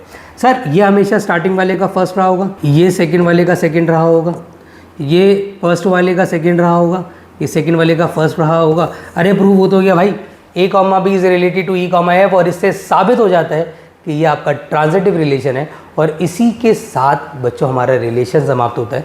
मैंने पूरे एफर्ट्स लगाए हैं कि आप लोगों का एक एक कॉन्सेप्ट डिटेल में क्लियर हो। अब मैं 100% अपने एफर्ट्स लगा के आपको फंक्शन भी समझाने की कोशिश करूंगा। वीडियो में बहुत एफर्ट लग रहे हैं बेटा, अगर वीडियो पसंद आई है तो लाइक ज़रूर करना है। चलिए शुरू करते हैं बेटा फंक्शन। अब बेटा शुरू हो रहा है फाइनली हमारा फंक्शन, जो कि रिलेशन से काफ़ी अलग है। रिलेशन में बेटा इक्विवेलेंस रिलेशन वाज इंपॉर्टेंट, इसमें जो चीज़ें हैं वो उससे बहुत डिफरेंट है। और सबसे बड़ी प्रॉब्लम बच्चों को ये आती है कि सर जो रिलेशन है और जो फंक्शन है उसमें डिफरेंस क्या है। तो डिफरेंस समझना बेटा बहुत जरूरी है। मैंने बहुत डिटेल में बहुत अच्छे से एक्सप्लेन किया हुआ है क्या कि a special type of relation is said to be a function if relation satisfy the two condition. देखो हर एक रिलेशन में मैं कह सकता हूँ फंक्शन होने का पोटेंशियल है, बट अगर वो दो कंडीशन को सेटिस्फाई करता है तब। अब वो दो कंडीशन क्या है बहुत आराम से बहुत डिटेल में समझना, बट उससे पहले I want to tell you one thing कि बेटा इमेज क्या होती है और प्री इमेज क्या होती है। कि अगर मेरा कोई रिलेशन है फॉर एग्जांपल 1,2 3,4 5,6, अभी आपको पता था, मैंने आपको बताया था डोमेन के बारे में जब मैं रिलेशन करा रहा था। डोमेन क्या होता था, the set of all the starting element का कलेक्शन, और रेंज क्या होता था, the set of all the second element का कलेक्शन। अभी यहाँ बात इमेज की, और बेटा जो प्री इमेजेस की बहुत चलने वाली है, तो आपका स्पेसिफाई होना बहुत जरूरी है कि इमेज क्या होती है और प्री इमेज क्या होती है। बाद में हम बात करेंगे फंक्शन के बारे में। देखो एक बात ध्यान रखना, डोमेन जो होता है ना वो होता है स्टार्टिंग एलिमेंट का कलेक्शन। मतलब स्टार्टिंग एलिमेंट को अगर मैं इकट्ठा करके लिख दूं तो डोमेन होता है। और रेंज क्या होता है सर, जो ऑर्डर्ड पेयर अवेलेबल है उसमें सेकेंड एलिमेंट का कलेक्शन। तो अगर मैं आपसे बात करूं बच्चों, जो सेकेंड एलिमेंट है उसकी अपनी इंडिविजुअल कोई आइडेंटिटी है कि नहीं है। जैसे एग्जाम्पल के तौर पे बेटा आपके स्कूल में अगर आपकी आइडेंटिटी देखी जाए तो क्या है, आपकी आइडेंटिटी ये है कि you are the student of class 12, but आपकी अपनी भी तो अपनी आइडेंटिटी है ना बेटा। फॉर एग्जांपल आपका नाम राहुल है, तो अगर आप किसी पर्टिकुलर में कहूंगा कि क्या पर्टिकुलर क्लास में और वो क्लास 11th है या 12th है, तो आपका जो नाम है वो 12th है क्या? नहीं ना। आपका नाम 11th है क्या? नहीं है ना। आपका अपना पर्सनल नेम है, और आपके जो स्टूडेंट्स का कलेक्शन है क्लास 12th के, वो आपका क्लास 12th हुआ ना। Set of all the student is called the class 12। तो इंडिविजुअल भी आपका अपना नाम है। तो ऐसे ही बेटा जो ये स्टार्टिंग वाले एलिमेंट और जो ये होते हैं बाद वाले एलिमेंट, इनका अपना नाम है पर्टिकुलर। जैसे स्टार्टिंग वाले एलिमेंट जो है उसको बोलते हैं बेटा प्री इमेज, और जो बाद वाले एलिमेंट है उसको बोलते हैं इमेज। तो हर एक एलिमेंट अपने आप में एक इमेज है, 4 अपने आप में एक इमेज है, राइट। अच्छा किसकी इमेज है? फर्स्ट वाले एलिमेंट की। बेटा किसकी इमेज है? स्टार्टिंग वाले एलिमेंट की। और अगर मैं इसकी बात करूं, जैसे 3 है, ये क्या है sir? This is a pre image. Pre image. तो भाई इमेज क्या होता है sir? Individual second element. Sir pre image क्या होता है? Individual first element. तो सर डोमेन को रीडिफाइन करो। अरे भाई बहुत सिंपल है सर, डोमेन मतलब हो गया the set of all the pre images. और इमेज क्या हुआ फिर सर? सॉरी आपका जो रेंज है वो क्या हुआ? सर रेंज हुआ set of all the images. तो इमेजेस को इकट्ठा करना रेंज होता है, और जो प्री इमेजेस है इनको इकट्ठा करना डोमेन होता है, बट इनके अपने पर्सनल नाम भी है, इंडिविजुअल नेम भी है। अब बात कर रहे थे हम सर कि जो फंक्शन है वो क्या होता है, फंक्शन क्या होता है, समझना मेरी बात ध्यान से। यहाँ पे सारे इनपुट्स हैं, यहाँ पे उसके आउटपुट्स हैं। आपसे बोल रहे हैं कि every element of set A, इसको सेट ए मानते हैं, सेट बी मानते हैं, every element of set A has a image in set B. भाई ये कंडीशन नंबर 1 है कि सेट ए में जितने भी एलिमेंट होंगे उसका सेट बी में इमेज होना जरूरी है। एक भी एलिमेंट का अगर यहाँ पे इमेज नहीं बना तो ये फंक्शन नहीं कहलाया जाएगा। ये कंडीशन नंबर 1 है किसी रिलेशन का फंक्शन होने के लिए। और क्या कंडीशन है sir, every element of set A has a unique image in set B. मतलब सेट ए का हर एक एलिमेंट जो है, एक एलिमेंट की भाई एक से ज्यादा इमेज नहीं बन सकती। आप ऐसे समझ लो, मैं आपको एक एग्जांपल लेके समझाता हूँ कि आप अपने दोस्त को मैसेज कर रहे हैं पे इंस्टाग्राम पे, व्हाट्सएप पे, आपने मैसेज लिखा हाय और वहां से मल्टीपल रिप्लाईज आ गए। आप समझ रहे हैं, वहां पे मल्टीपल, आपने इनपुट एक डाला हाय और वहां से मल्टीपल रिप्लाईज आए, तो आप समझ जाना कि वो फंक्शन नहीं हो सकता, क्योंकि एक इनपुट का एक ही आउटपुट होना चाहिए। तो वो क्या होता है बेटा, फंक्शन। आपने लिखा हाय, उसने लिखा हेलो, फिर आपने पूछा हाउ आर यू, उसने बोला आई एम फाइन, तो ये 1 to 1 कॉन्वर्सेशन हो रहा है, एक मैसेज का एक रिप्लाई, एक मैसेज का एक रिप्लाई, तो ये फंक्शन बन रहा है। आप समझ रहे हैं मेरी बात को। तो बेटा मल्टीपल आउटपुट का होना इज नॉट अ फंक्शन, और एक इनपुट का एक आउटपुट होना इज कॉल्ड अ फंक्शन। तो भैया अगर यहाँ पे एलिमेंट है फॉर एग्जांपल 1 2 3 4 और यहाँ ए बी सी डी, तो एक एलिमेंट की एक ही इमेज बनेगी और हर एलिमेंट की इमेज बनेगी। ऐसा तो हो सकता है कि किसी इमेज की प्री इमेज ना हो, ऐसा तो हो सकता है किसी इमेज की प्री इमेज ना हो, बट मैं कह सकता हूँ किसी बेटा प्री इमेज की इमेज ना हो, ऐसा होना इम्पॉसिबल है।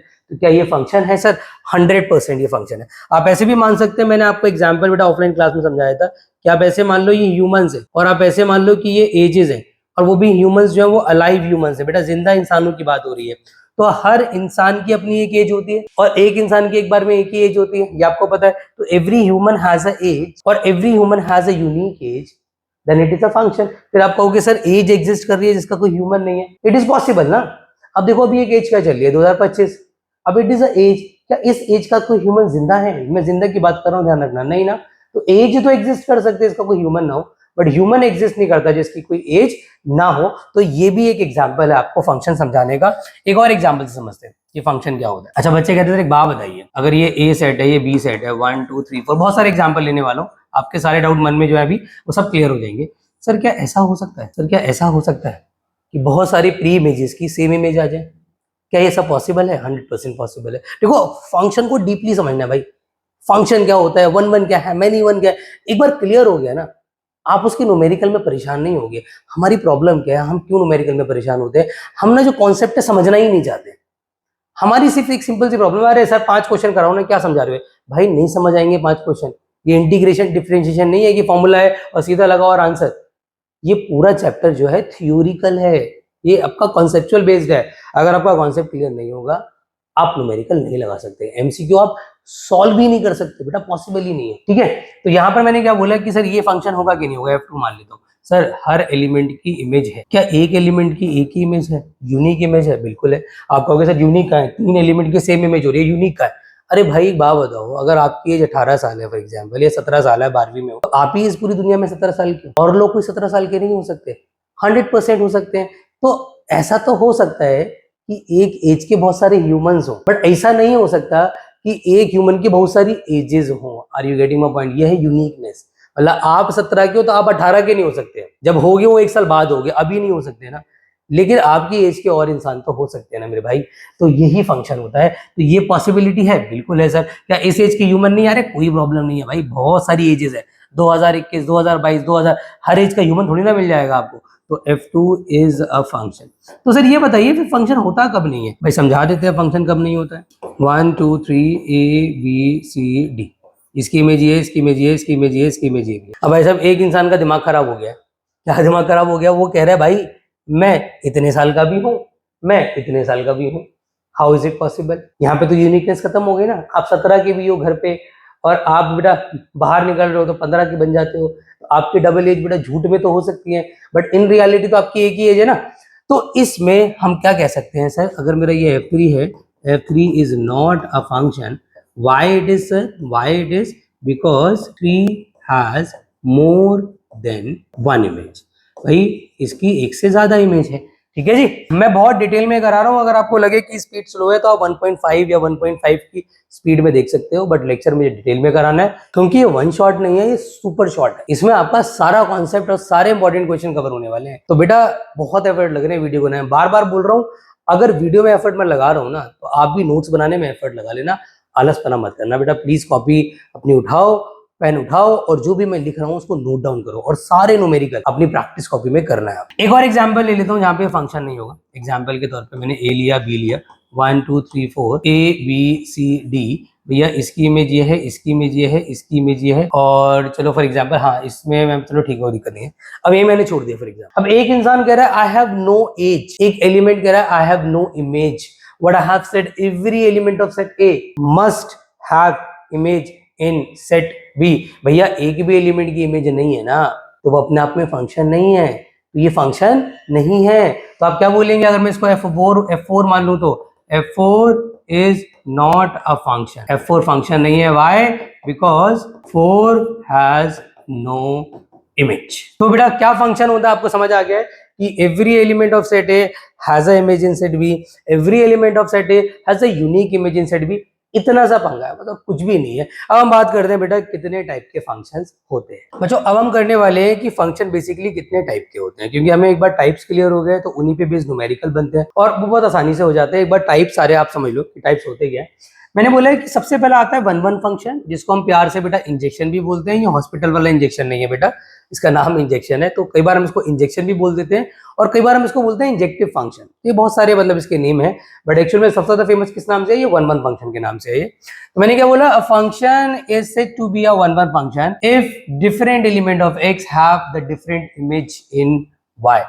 मतलब सिचुएशन क्या क्रिएट हो रही है, मैंने आपसे बोला था कि अगर आपकी 17 है तो 17 के और भी लोग ह्यूमंस जिंदा हो सकते हैं, ऑब्वियस सी बात है, बहुत सारे लोग की एज 17 होती भी है। बट आप यहाँ पे स्पेशल केस समझो कि अगर मैं ये अनाउंसमेंट कर दूं कि मेरी क्लास में वही बच्चा आएगा जो डिफरेंट एज का होगा, मतलब अगर एक 17 का आ गया तो दूसरा 17 का बच्चा आना अलाउड नहीं है। वैसे तो प्रैक्टिकली पॉसिबल नहीं है, बट इमेजिन करते हैं टू अंडरस्टैंड, समझ लेते हैं कि डांस क्लास है या कोई और क्लास है ऐसी जहाँ पे ये आपके सब्जेक्ट वाली क्लास नहीं होती, तो वहाँ ये पॉसिबिलिटीज है कि एक 17 का ले लिया, एक 18 का ले लिया, एक 19 का ले लिया, एक 15 का ले लिया। तो अगर ऐसी सिचुएशन क्रिएट होती है कि डिफरेंट एलिमेंट ऑफ एक्स, अगर ये एक्स है और ये वाई है, 1 2 3 4 ए बी सी डी ई, तो अगर डिफरेंट एलिमेंट की डिफरेंट इमेज है, different element half the different image, कोई रिपीटेशन नहीं है, दो एलिमेंट की सेम इमेज नहीं बन रही है, दो इंसानों की सेम इमेज नहीं बन रही है, तो ऐसी सिचुएशन में हम क्या बोलते हैं कि वो एक 1-1 फंक्शन है। That's a 1-1 function. अब तुम कहोगे सर यहाँ पे ई की कोई प्री इमेज नहीं, अरे भाई मैंने ये थोड़ी ना बोला है कि हर इमेज की प्री इमेज होनी चाहिए, मैं तो ये कह रहा हूँ कि हर प्री इमेज का डिफरेंट इमेज होना चाहिए, बात खत्म। तो यहाँ पे बेटा इमेजेस की तो बात ही नहीं हो रही है। आप समझो different element of X have the different image in Y, बात खत्म। इतना सा 1-1 फंक्शन है, ठीक है। मतलब अगर मैं आपसे पूछूं कि ये तो 1-1 है, ऑब्वियस सी बात है, दिस इज अ 1-1 फंक्शन, तो क्या ये 1-1 है? ये 100% 1-1 है। बट अगर मैं आपके सामने एक और एग्जांपल ले लूं, 1 2 3 4 5 सॉरी यहाँ पे ए बी सी डी, भैया मैंने ये सिचुएशन लगा दिया आपके सामने, इसको x मान लिया, इसको y मान लिया, क्या ये 1-1 फंक्शन है? It is not a 1-1 function. Why? Because different element having no a different image.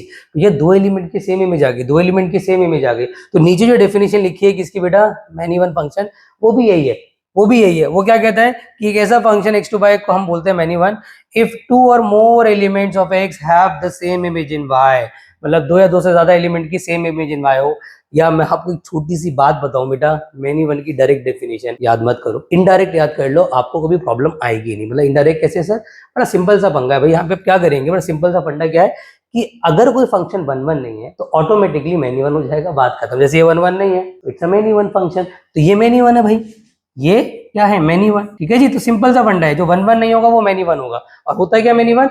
जब दो या दो से ज्यादा एलिमेंट की सेम इमेज हो। जैसे फॉर एग्जांपल अब मैं आपसे पूछता हूँ, मुझे फटाफट से वीडियो को पॉज करके बताएंगे कि ये 1-1 है कि मैनी वन है। हाँ जी, वीडियो पॉज करो, इमेजिन करो, फिर आंसर सुनना। हाँ जी, तो आपने आंसर दे दिया होगा, उम्मीद करते हैं बेटा। ये एक 1-1 फंक्शन तो हो नहीं सकता क्योंकि बहुत सारे एलिमेंट की सेम इमेज है, तो ऐसे केसेस में सर ये क्या होगा, it's a many one function.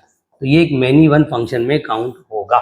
बात समझ आ रही है बेटा आपको? चलिए, तो ये हो गया 1-1 एंड द मेनी वन।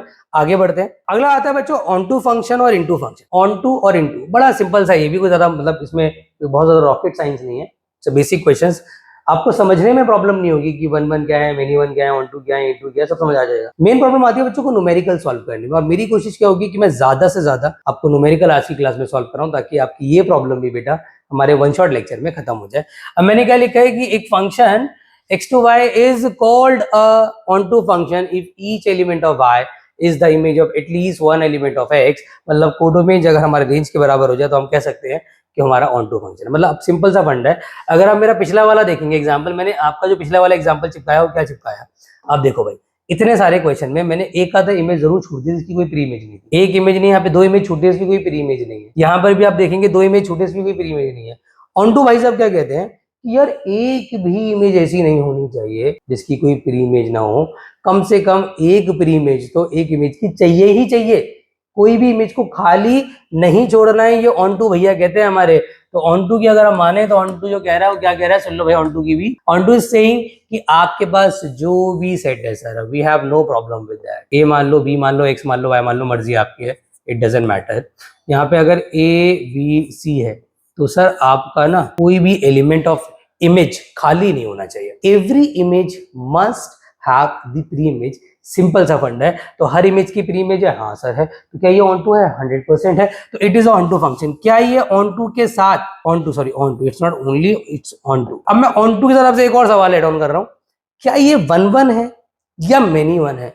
तो चेकआउट करते हैं सर, डिफरेंट एलिमेंट की डिफरेंट इमेज तो नहीं है, तो ये ऑन टू तो है ही, लेकिन ये साथ में क्या है, इट्स अ मेनी 1 फंक्शन। तो ये भी आपको पता होना चाहिए कि जो ऑन टू है इट कैन बी 1 1 और it can be many 1। Onto function दोनों में से किसी एक का होने का पोटेंशियल रखता है। जैसे ऑन टू के साथ क्या हो गया, ऑन टू के साथ ये मेनी 1 भी हो गया, ऑन टू भी और मेनी 1 भी है, ठीक है। अब जैसे एक और एग्जांपल लेता हूं, मैंने कहा सर एक मैंने सेट लिया X Y 1 2 3 4 5 A B C D E. Sir इसकी इमेज ये है, इसकी इमेज ये है, इसकी इमेज ये है, इसकी इमेज ये है और इसकी इमेज ये है। तो you can see different element of X have the different image Y. तो ये कहीं ना कहीं 1 1 भी हो रहा है, इट इज अ 1 1 फंक्शन। क्या सर ये ऑन टू है? अरे भाई चेकआउट कर लेते हैं, क्या हर इमेज की प्री इमेज अवेलेबल है? अगर हर इमेज की प्री इमेज अवेलेबल है, हर एलिमेंट मतलब वाई का कोई भी एलिमेंट खाली नहीं होना चाहिए, हर एज का ह्यूमन चाहिए। तो अगर हर एज का ह्यूमन अवेलेबल है तो आप समझ जाना कि वो ऑन टू फंक्शन है। तो ये ऑन टू है, बिल्कुल है। ऑन टू के साथ क्या ये 1 1 है? बिल्कुल है। तो ये ऑन टू भी है और ये 1 1 भी है। अविश आपको क्लियर हो गया होगा बेटा। अच्छा अब बात कर लेते हैं कि बेटा इनटू फंक्शन क्या होता है। देखो into its like a many 1। मतलब अगर आपको ऑन टू समझ आ गया ना तो इनटू समझने की आपको जरूरत नहीं है, बस आपने जो ऑन टू है उसका उल्टा कर देना है। तो ऑन टू का उल्टा कैसे कर देना है भाई, मैं एक एलिमेंट यहाँ पे आपको एक्सप्लेन करता हूँ कि अगर मैं यहाँ पे x लेता हूँ फॉर एग्जाम्पल और यहाँ y लेता हूँ, मैंने लिया यहाँ पे 1 2 3 4 5 A B C D E F ले लेता हूँ, चलो कोई बात नहीं। इसकी इमेज ये, इसकी इमेज ये, इसकी इमेज ये, इसकी इमेज ये, इसकी इमेज ये। अब एक एलिमेंट एग्जिस्ट कर गया जिसकी कोई प्री इमेज नहीं है। मैंने क्या बोला भैया, ऑन टू में हर एक इमेज की प्री इमेज होनी बेहद जरूरी है। तो अगर एक इमेज की भी प्री इमेज अवेलेबल नहीं है तो वो ऑन टू नहीं हो सकता। और इनटू क्या कहता है, इनटू भी यही कहता है, is called into function if there exist at least one element in Y which is not the image of any one element of X. In short अगर मैं बोलूँ यार, सीधी सी बात है, इतना डिटेल में मत जाओ। इन शॉर्ट अगर मैं बोलूँ कि if it is not onto then it is into, if it is not onto. तो यार ये एक इनटू फंक्शन है। इनटू क्यों है? क्योंकि एक इमेज एग्जिस्ट करती है जिसकी कोई प्री इमेज अवेलेबल नहीं, बात खत्म। अगर मैं फिर चेक करूं क्या ये 1 1 और ये आपका मेनी 1 में से क्या है, तो sir different element have the different image. तो ये इनटू के साथ साथ 1 1 भी है। आपको बात समझ आ रही होगी कि ये इनटू के साथ 1 1 भी है। तो आपको एक बात समझ आ रही है कि 1 1 और मेनी 1 एक साथ नहीं हो सकता, ऑन टू इनटू एक साथ नहीं हो सकता, बाकी कोई भी कॉम्बिनेशन बन सकता है। मतलब बेटा 1 1 के साथ अगर मैं आपको एक्सप्लेन करूँ तो जो 1 1 है उसके साथ और हैनी 1 के साथ भैया ऑन टू भी बन सकता है, मतलब इसके साथ ऑन टू भी बन सकता है और इनटू भी एसोसिएट हो सकता है, ठीक है। ऐसे ही इसके साथ ये बन सकता है और ये, बट ये आपस में एसोसिएट नहीं हो सकते, ये आपस में एसोसिएट नहीं हो सकते। तो कोई भी दो पेयर एग्जिस्ट कर सकते हैं, बट 1 1 मेनी 1 और ऑन टू इनटू ये पेयर्स एग्जिस्ट नहीं करते हैं। तो it's all about function. Function होता क्या है, फंक्शन के कितने टाइप हैं, और ध्यान रखना भाई ऑन टू का एक और नाम है सरजेक्शन। ऑन टू का एक और नाम क्या है, सरजेक्शन। तो अब यहाँ पे एक बड़ा इंपॉर्टेंट टाइप निकल के आता है और वो होता है बेटा क्या, वो होता है बाइजेक्शन। वो भी मैं देखता हूँ, अगर मैंने यहाँ लिखा हुआ है तो आपको समझा देता हूँ। तो सबसे ज़्यादा जो न्यूमेरिकल बनते हैं वो इसी के बनते हैं, बाइजेक्शन के बनते हैं। तो क्या होता है बाइजेक्शन सर? बाइजेक्शन होता है जो इंजेक्शन भी हो और सरजेक्शन भी हो। इंजेक्शन और सरजेक्शन को अगर मैं कंबाइन कर दूं तो क्या बनता है सर? बाइजेक्शन। ठीक है जी। तो क्या होता है बाइजेक्शन? इंजेक्शन प्लस सरजेक्शन या 1 1 प्लस ऑन टू दोनों को मिला करके हमारा बाइजेक्टिव बन जाता है। एक इसका एग्जाम्पल भी ले लेता हूँ। For example 1 2 3 4 5 A B C D E।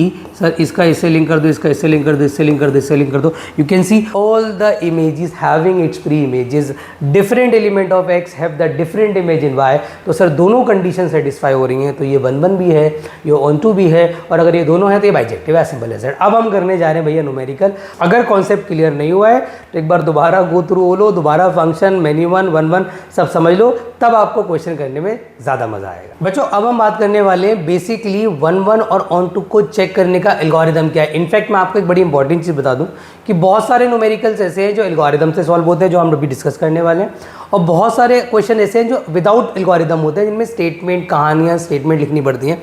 तो उनको हम एंड में करेंगे, बट पहले एल्गोरिदम वाले जो कि ज़्यादा इंपॉर्टेंट है, जो कि ज़्यादा एग्जाम में पूछे जाते हैं, हमारा फोकस उस पर ज़्यादा रहेगा भाई। तो अगर मुझे चेक करनी है इंजेक्टिविटी, तो इंजेक्टिविटी चेक करने का बड़ा सिंपल सा आपका फंडा है कि आप डोमेन से 2 एलिमेंट इमेजिन करो। देखो बात सुनना ज़रा ध्यान से ज़रा यहाँ पे कि बेसिकली एल्गोरिदम ये है क्या। आप डोमेन से 2 एलिमेंट इमेजिन कर रहे हो और आपको पता है कि F1 इज इक्वल टू, अगर मैं 2 लिखता हूँ इसका मतलब पता है क्या होता है? इसका मतलब होता है इमेज ऑफ 1 इज 2। 1 की इमेज 2 है। आपको एग्जैक्टली इसका मीनिंग पता होना चाहिए। 1 की इमेज 2 है। अगर मैं F2 इज इक्वल टू 3 लिखता हूँ तो 2 की इमेज 3 है। तो मैं क्या मान के चल रहा हूँ, मैं यहाँ पे कॉन्ट्राडिक्शन मेथड लगा रहा हूँ। मैं कह रहा हूँ भाई मैंने 2 एलिमेंट डोमेन से लिए और दोनों की इमेजेस को बराबर दिखा दिया। अब दोनों की इमेजेस को बराबर दिखाने का मतलब क्या हो गया? मैंने इसको स्टार्टिंग में मेन्यू 1 बोल दिया। बाद में मुझे क्या पता लगा, fx1 is equal to fx2 रखने पे अगर मैं सॉल्व करता हूँ और मुझे x1 is equal to x2 मिल जाता है, मतलब मैंने जो 2 अलग अलग एलिमेंट माने थे वो दोनों सेम एलिमेंट निकले, तो इससे ये साबित हो जाता है कि different element have the different image. तो इससे 1 1 साबित हो जाता है भाई। तो fx1 is equal to fx2 रखने पे x1 is equal to x2 अगर आ जाता है तो ये 1 1 फंक्शन है, और अगर इसको ये रखने पर अगर ये दोनों बराबर नहीं आते हैं तो ये एक 1 1 फंक्शन नहीं होता है। इनफैक्ट ये बोल सकते हैं मेनी 1 है, बट मेनी 1 के क्वेश्चन कभी न्यूमेरिकली पूछे नहीं जाते हैं, तो आपको उसकी इतनी टेंशन लेने की ज़रूरत नहीं है। अब मैं आपके सामने आपकी एक साइज का ही क्वेश्चन ले रहा हूँ। क्वेश्चन नंबर 7 बड़ा बेसिक सा क्वेश्चन है। आपसे बोल रहे हैं कि in each of the following cases state whether the function is 1 1 और ऑन टू, और आपके सामने बेटा डोमेन जो है वो R है और जो कोडोमेन है वो भी R है। डोमेन और कोडोमेन पे आपकी नज़र होनी चाहिए, क्योंकि उसी के अकॉर्डिंग आप डिसाइड करते हो कि ये 1 1 होना भी चाहिए कि नहीं होना चाहिए। आपका जो यहाँ पे अवेलेबल है फंक्शन वो क्या अवेलेबल है? For example fx is equal to दे रखा है 3 - 4x। ठीक है, आपने क्या करना है, आपने लेट करना है भैया x1, x2 belongs to R। Real number से 2 एलिमेंट लिए, आपने fx1 is equal to fx2 put कर दिया, 3 - 4x1 is equal to 3 - 4x2 कर दिया। भाई 3 से 3 काट दो, माइनस का 4x1 is equal to minus का 4x2 किया, 4 से कट जाएगा इससे, तो आपका x1 is equal to x2 आ गया। तो आपने fx1 is equal to fx2 रखने पे क्या देगा कि सर मेरा x1 is equal to x2 आ रहा है, तो इस केस में 100% ये 1 1 फंक्शन होगा। तो आप क्या बोल देंगे? सो इट इज अ 1 1 फंक्शन। चलिए सर इसकी टेंशन खत्म। अभी ऑन टू नहीं सिखाऊंगा, अभी 1 1 का एक और पार्ट देखो। इसी का एक और पार्ट है डैश डैश से, इसी का सेकंड पार्ट। भाई उसमें भी फंक्शन दे रखा है R टू R, और हमें दे रखा है fx is equal to 1 + x²। अब मुझे इसे चेकआउट करना है कि ये 1 1 है। अभी अब यहाँ पे हल्का फुल्का चेंज होगा, मुझे याद नहीं है, बट मैं अपनी तरफ से ले रहा हूँ 1 + x² है और रियल टू रियल है, ध्यान रखना है। और आपको ये पता होना चाहिए कि रूट से प्लस माइनस कब निकलता है बेटा? जब वो रियल नंबर या इंटीजर हो। अगर वो नेचुरल नंबर हो और रूट में 25 है, और मैं आपसे बोल रहा हूँ कि मेरा जो है फंक्शन वो नेचुरल टू नेचुरल डिफाइन है, तो वहाँ पंगा पड़ जाता है। मैं भी आपको इसी केस में समझाता हूँ, आपको समझ आएगा। यहाँ पर मैंने फिर दोबारा 1 1 चेक करना है। स्टार्टिंग वही है कि x1, x2 बिलोंग्स टू मैंने R लिया। सर मैंने fx1 is equal to fx2 रखा। सर fx1 मतलब कितना हो गया? सर fx1 मतलब हो गया 1 + x1 का square is equal to 1 + x2 का स्क्वायर। 1 से 1 काटा, x1 का square is equal to x2 का square, x1 is equal to √x2 का स्क्वायर। आपको पता है सर रूट से वैल्यू निकलेगी क्योंकि ये रियल नंबर पे डिफाइन है और रियल पॉजिटिव नेगेटिव दोनों होते हैं, तो उस सिचुएशन में सर ये प्लस माइनस निकलेगी। तो आप मुझे बताइए x1 इज इक्वल टू क्या x2 के बराबर आ रहा है? नहीं आ रहा है सर, +- x2 के बराबर आ रहा है। तो क्या ये 1 1 हो सकता है? नहीं हो सकता।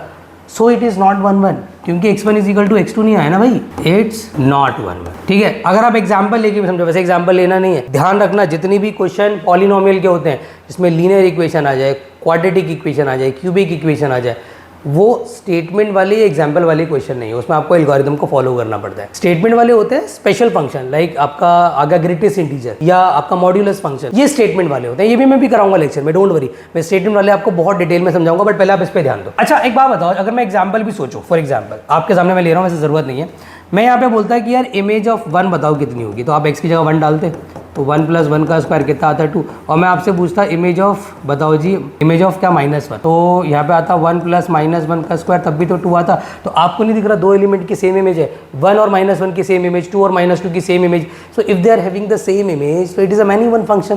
तो ये एग्जाम्पल के थ्रू आपको समझाने की कोशिश करिए, बट ये एग्जाम में आप मत करना, आपको ये एल्गोरिथम जो मैंने समझा दिया वही फॉलो करना पड़ेगा। हाँ, वो अलग बात है कि अगर मेरा फंक्शन नेचुरल टू नेचुरल होता और मेरा fx is equal to x² होता, और अगर इस केस में मुझे बेटा fx1 is equal to fx2 करना पड़ता, तो मेरे भोले भाले बच्चों उस सिचुएशन में 100% ये 1 1 हो जाता। क्यों? क्योंकि अब रूट से प्लस माइनस नहीं निकलेगा, अब x1 is equal to x2 निकलेगा। क्यों सर? अरे नेचुरल नंबर है ना भाई, नेचुरल नंबर कभी नेगेटिव देखे हैं आपने? स्टार्टिंग कहाँ से होता है? 1 से 0 भी इन्वॉल्व नहीं होता भाई। x1 is equal to x2, so it is 1 1। तो मैंने 1 1 की सारी पॉसिबिलिटीज, बेसिक क्वेश्चन और बेसिक कॉन्सेप्ट आपको समझा दिया है। How to apply algorithm, algorithm का क्या रीजन है वो जस्टिफाई कर दिया है। आई होप आपको 1 1 का एल्गोरिथम क्लियर हो गया होगा। अब चलते हैं भाई ऑन टू के एल्गोरिथम। बच्चों अब बात कर लेते हैं how to check the surjectivity, मतलब किसी फंक्शन को ऑन टू प्रूव करना है तो तरीका क्या है भाई। स्टेप नंबर 1 है कि let any element of y, जो कि आप कहां से अज्यूम करोगे, आप कोडोमेन से अज्यूम, और fx इज इक्वल टू किसके बराबर रख दोगे, आप y के बराबर रख दोगे, पहला स्टेप। देन आपने क्या करना है, find the value of y in terms of x, sorry find the value of x in terms of y, ये दूसरा स्टेप है। मतलब पहले आपने y लिया, कोडोमेन से कोई एक एलिमेंट लिया, मतलब आपने एक इमेज ली और आपने प्रूव करना है कि हर इमेज की प्री इमेज एग्जिस्ट कर रही है। आपको पता होना चाहिए कि ऑन टू फंक्शन क्या होता है, when every image has its pre image। चलिए फिर चेक करना है कि क्या हर एक एलिमेंट ऑफ y, मतलब हर इमेज के लिए बेटा there exist an element of x belongs to domain, है या नहीं, मतलब हर इमेज के लिए प्री इमेज एग्जिस्ट कर रही है कि नहीं। अगर हर इमेज की प्री इमेज एग्जिस्ट कर रही है तो अपने आप में वो एक ऑन टू फंक्शन हो जाता है। चलो सर चेकआउट कर दे। मैंने हेडिंग डाली सर्जेक्टिविटी, मैंने क्या करा, let y belongs to codomain. Codomain मेरा कितना है सर, रियल नंबर है, ये वाला और ये वाला एग्जांपल दोनों में sir domain real number, codomain real. सबसे पहले पुट किया sir fx is equal to y, fx कितना है sir 3 - 4x is equal to y। Sir x की वैल्यू निकालूंगा इन टर्म्स ऑफ y, तो ये हो जाएगा 3 - y is equal to 4x, और यहाँ पर आ जाएगा sir x is equal to 3 - y divided by 4। अब बड़ा सिंपल सा, बड़ा इजी सा मेरा आपसे एक सवाल है। अब मुझे ये बताइए कि क्या हर एक y जो कि मैं रियल नंबर से इमेजिन करूंगा, मेरा x रियल नंबर में एग्जिस्ट करेगा कि नहीं करेगा? दिमाग लगाओ, सोचो। क्या हर y, सर मैं नेगेटिव ले लूंगा हाथ से तब भी मेरा x रियल नंबर ही रहेगा, मैं पॉजिटिव ले लूंगा हाथ से तब भी मेरा x रियल नंबर रहेगा, मैं 0 ले लूंगा सर, मैं रूट में ले लूंगा, मैं रैशनल है, रैशनल कुछ भी कॉमन सेंस वाली बात है सर, आएगा तो रियल, यहाँ पे कोई कॉम्प्लेक्स नंबर थोड़ी ना आ जाएगा। तो आप क्या लिखेंगे अंग्रेजी में, एक शब्द लिखेंगे अंग्रेजी में कि फॉर ऑल, आप इसका सिंबल ही बना सकते हैं, फॉर ऑल का सिंबल ये होता है बेटा, for all y belongs to real number there exist an element x belongs to real number, so it is, मतलब ये मैंने क्या लिया है कोडोमेन और ये लिया है डोमेन, अगर ये चेंज होंगे तो मैं बदल भी दूंगा। So it is onto function. अगर मैंने स्टार्टिंग वाला पार्ट देखा था वहां पे ये 1 1 था, और मैंने ये वाला पार्ट देखा इसमें ऑन टू हो गया, तो कुल मिला के इसका फर्स्ट पार्ट, क्वेश्चन नंबर 7 का first part is going to be bijective function. क्यों? क्योंकि ये 1 1 भी है और ये ऑन टू भी है। अब इसकी सर्जेक्टिविटी चेक करते हैं सर, इसकी सर्जेक्टिविटी चेक करते हैं भाई। सबसे पहले वही करा, let y belongs to codomain, फिर पुट किया fx is equal to y, sir 1 + x² is equal to y, x² is equal to y - 1, x is equal to root y - 1। Sir क्या हर y के लिए, जो कि मैं रियल नंबर से लूंगा, x भी मेरा रियल आएगा? फटाफट चेकआउट करते हैं सर, रूट है खतरे की घंटी, तो रूट में आप थोड़ा सोच समझ के काम करना। सर क्या अगर मैं y की जगह 0 ले लूं तो रूट -1 आ जाएगा, और रूट -1 आते भैया यूलर्स भैया की थ्योरम आ जाएगी, वो कहेंगे अरे ये रियल नहीं है, ये तो कॉम्प्लेक्स नंबर है। याद है ना complex number 11th class, iota, iota याद है भाई? तो क्या ये रियल रहा? क्या y इज इक्वल टू 0 लेने पर आपका x इज इक्वल टू आपका रियल नंबर आ रहा है? नहीं आ रहा। एक एग्जाम्पल काफी है, हो सकता है बहुत सारे एग्जाम्पल ऐसे सोच लो, यहाँ पे 10 ले लो, 20 ले लो, 100 ले लो, 150 ले लो, जिसपे ये एक रियल नंबर लगे और आपको ये एक ऑन टू लगे। बट मैंने आपसे क्या बोला कि 1 लाख एग्जाम्पल है जिसको ऑन टू साबित कर रहे हैं और एक एग्जाम्पल है जिसे ऑन टू साबित नहीं कर रहा है, तो हम उस एक की सुनेंगे और 1 लाख एग्जाम्पल को इग्नोर कर देंगे। तो आपने क्या करना है भोले बच्चों, आपने लिखा है let y is equal to 0 belongs to real number but x is equal to है बेटा, यहाँ पे कंटेन नहीं आएगा, x is equal to √-1 which is equal to iota which does not belongs to real number, so it is not onto function. क्यों? क्योंकि 0 की कोई प्रीइमेज नहीं है, 0 की कोई प्रीइमेज अगर एक भी एलिमेंट की प्रीइमेज नहीं है तो अपने आप में ऑन टू फंक्शन नहीं हो सकता। तो ये तरीका है भैया सर्जेक्टिविटी चेक करने का, और इससे पहले जो कराया वो था इंजेक्टिविटी चेक करने का। अब कुछ ढंग के अच्छे क्वेश्चंस लगा लेते हैं सो दैट आपका रिलेशन फंक्शन बाइंड अप हो जाए। बेटा अगला क्वेश्चन जो मैं ले रहा हूँ बहुत ही प्यारा क्वेश्चन है और ये आपकी एनसीईआरटी की 1.2 एक्सरसाइज का क्वेश्चन नंबर 10 है, आप देख लेना। उसी से रिलेटेड अगर प्रॉपर चेंज भी हो तो देख लेना। बड़ा प्यारा क्वेश्चन क्यों है? क्योंकि इसमें इस बार हमें दे रखा है एफ फ्रैक्शन, ठीक है, मतलब x-1 और x-2। और एक बात ध्यान रखना, इस बार हमारा जो डोमेन है वो रियल नंबर सारे एक्सेप्ट 2 है और हमारा जो रेंज है वो मतलब कोडोमेन जो है वो रियल नंबर सारे एक्सेप्ट। जब ये यहाँ पे सबट्रैक्शन हो ना बेटा, अब समझ जाना है कि वो मना कर रहा है कि रियल नंबर आप सारे लो बट उसे छोड़ दो जो एलिमेंट यहाँ पे सबट्रैक्ट हो रहा है। तो आप करोगे कैसे भाई? आप सबसे पहले हेडिंग डालोगे इंजेक्टिविटी। मैंने हेडिंग डाली इंजेक्टिविटी और मुझे पता है सर मैं क्या करूंगा, 2 एलिमेंट लूंगा x1, x2 belongs to domain और मैं यहाँ पे पुट करूंगा fx1 is equal to fx2, मतलब x1 माइनस 1 अपॉन में x1 minus 2 is equal to x2 minus 1 upon में x2 माइनस 2। भैया क्रॉस मल्टीप्लाई करो, x1 minus 1 x2 minus 2 x2 minus 1 x1 minus 2। भाई इंटू कर लेते हैं, कितना आ जाएगा x1 x2 माइनस का 2 x1 माइनस का x2 plus 2, x1 x2 minus का 2 x2 माइनस का x1 प्लस का 2। सर कुछ कट रहा है? 100% कट रहा है। कौन कौन कट रहा है देख सर, x1 x2 से x1 x2 कट गया, 2 से 2 कट गया और कुछ तो कटता हुआ नजर आ नहीं रहा है। काम करते हैं सर, x1 वाले सारे एक तरफ कर लेते हैं और x2 वाले सारे एक तरफ कर लेते हैं, तो यहाँ पे आ जाएगा minus x1 is equal to minus x2, कुल मिला के सर हमारा आ जाएगा x1 is equal to x2। और यही तो कंडीशन है, मैंने आपसे क्या बोला कि fx1 is equal to fx2 रखने पे अगर आपका x1 is equal to x2 आ जाता है तो वो 1-1 हो जाता है। तो ये 1-1 हो जाएगा 100%। सो मतलब इजी है यार, मतलब आप खामखा बच्चों ने रिलेशन फंक्शन को हुआ बना के छोड़ दिया है, जबकि रिलेशन फंक्शन कुछ है नहीं, मुश्किल से 2 कॉन्सेप्ट, एक इक्विवेलेंस रिलेशन, एक बाइजेक्टिव फंक्शन। क्या है इसके अलावा आप मुझे बताइए। अभी पूरा वन शॉट खत्म हो जाएगा और आपको समझ आएगा कि सर हमने सीखा क्या। हमने तो खाली 3 चीजों पे तो काम करा है। क्या? एक आपका क्या भैया इक्विवेलेंस रिलेशन, एक आपका क्या बाइजेक्टिव फंक्शन, और एक हमारा क्या सर इक्विवेलेंस क्लास। इसके अलावा आपने क्या सीखा पूरे लेक्चर में? और इसी पे पूरा चैप्टर खत्म है भाई, इससे ज्यादा कुछ पूछता भी नहीं है सीबीएसई, और आपके हाफ ईयरली में भी इतना ही आएगा। तो प्लीज बच्चों, it's a humble request, it's a scoring subject और स्कोरिंग चैप्टर, आप इसको इग्नोर ना करें। अब चेक करते हैं सर्जेक्टिविटी। सर ये क्या होता है सर? सर मैंने कोई y एलिमेंट इमेजिन किया फ्रॉम द कोडोमेन, कोडोमेन है b, ठीक है, मैंने y ले लिया फ्रॉम b। मैं क्या करूंगा sir, put fx is equal to y। Sir fx कितना है? x माइनस 1 अपॉन में x minus 2 is equal to y। Sir मुझे क्या करना है सर? ऑन टू के स्टेप्स क्या थे? Find the value of x in terms of y, ठीक है। मैं क्या करूंगा भाई, सबसे पहला काम क्या हो सकता है, इसको ऊपर कर दो, क्या अभी क्रॉस मल्टीप्लाई, मतलब एक्स वाई हो गया माइनस का 2y हो गया, एक्स वाले एक तरफ कर लो, x माइनस एक्स वाई हो जाएगा, 1 माइनस 2y हो जाएगा, x कॉमन ले लो, 1 माइनस वाई 1 माइनस 2y हो जाएगा, x की वैल्यू आ जाएगी 1 माइनस 2y अपॉन में 1 माइनस का y हो गया, राइट। ये मेरी सिचुएशन क्रिएट हो गई। ये क्या है भाई?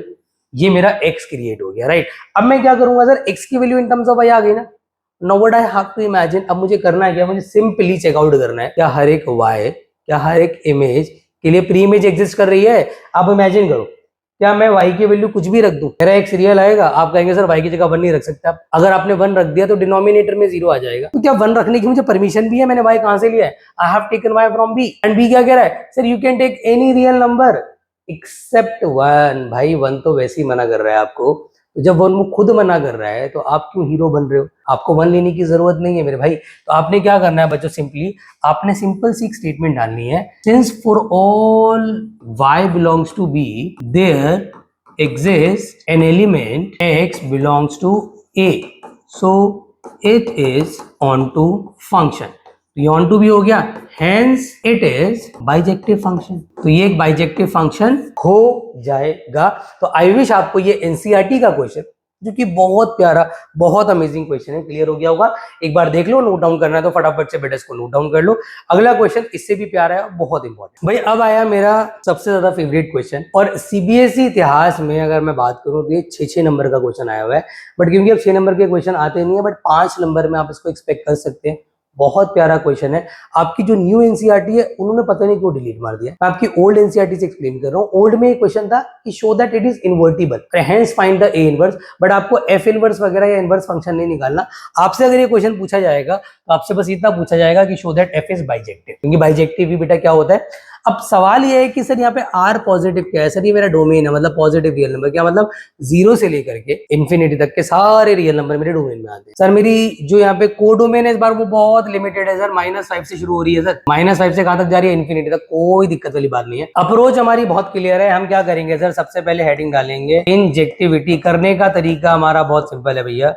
सबसे पहले क्या करेंगे, let x1, x2 belongs to R positive. भैया मैंने पुट किया fx1 is equal to fx2। fx1 कितना है मेरे पास सर? 9x1 का square plus 6x1 minus 5 is equal to 9x2 का square plus 6x2 minus 5। Sir कुछ कट रहा है आपस में? देखते हैं फटाफट से। भाई 5 से 5 उड़ा, यहां से 3 कॉमन लेके उड़ा दो, कितना हो जाएगा? 3x1 का स्क्वायर प्लस 2x1, यहां से भी 3x2 का स्क्वायर प्लस 2x2। सर अभी भी हमारा x1 इज इक्वल टू आया नहीं है, और x1 is equal to x2 आने की गुंजाइश भी नहीं लग रही। अगर आप ऐसे करोगे, अपोजिट में रखोगे, देयर इज नो पॉसिबिलिटी। तो ये क्वेश्चन थोड़ा ट्रिकी है, इसलिए इंपॉर्टेंट है, इसलिए एग्जाम में आता भी है। तो आपको क्या करना चाहिए, देखो भाई एक काम कर, सबसे पहले सारे फंक्शन को इधर शिफ्ट मार लेफ्ट हैंड साइड में, और मैं क्या करता हूँ, जहाँ पे जो सेम कोफिशिएंट वाले हैं ना इकट्ठा लिख लेता हूँ। जैसे ये 3 वाला है, ये 3 वाला है, 3 कॉमन लेके कितना आ जाएगा? x1 का स्क्वायर माइनस x2 का। सर ये 2 वाला, ये 2 वाला, 2 कॉमन लेके कितना आ जाएगा? x1 माइनस का x2 इज इक्वल टू कितना आ जाएगा? 0। अब मैं यहाँ पे अगर ऑब्जर्व करूं तो x1 माइनस x2 क्या कॉमन आ सकता है? x1 minus x2। सर अगर मैं यहाँ पे a square minus b square का फॉर्मूला लगा दूं, आ तो सकता है यार, बिल्कुल आ सकता है।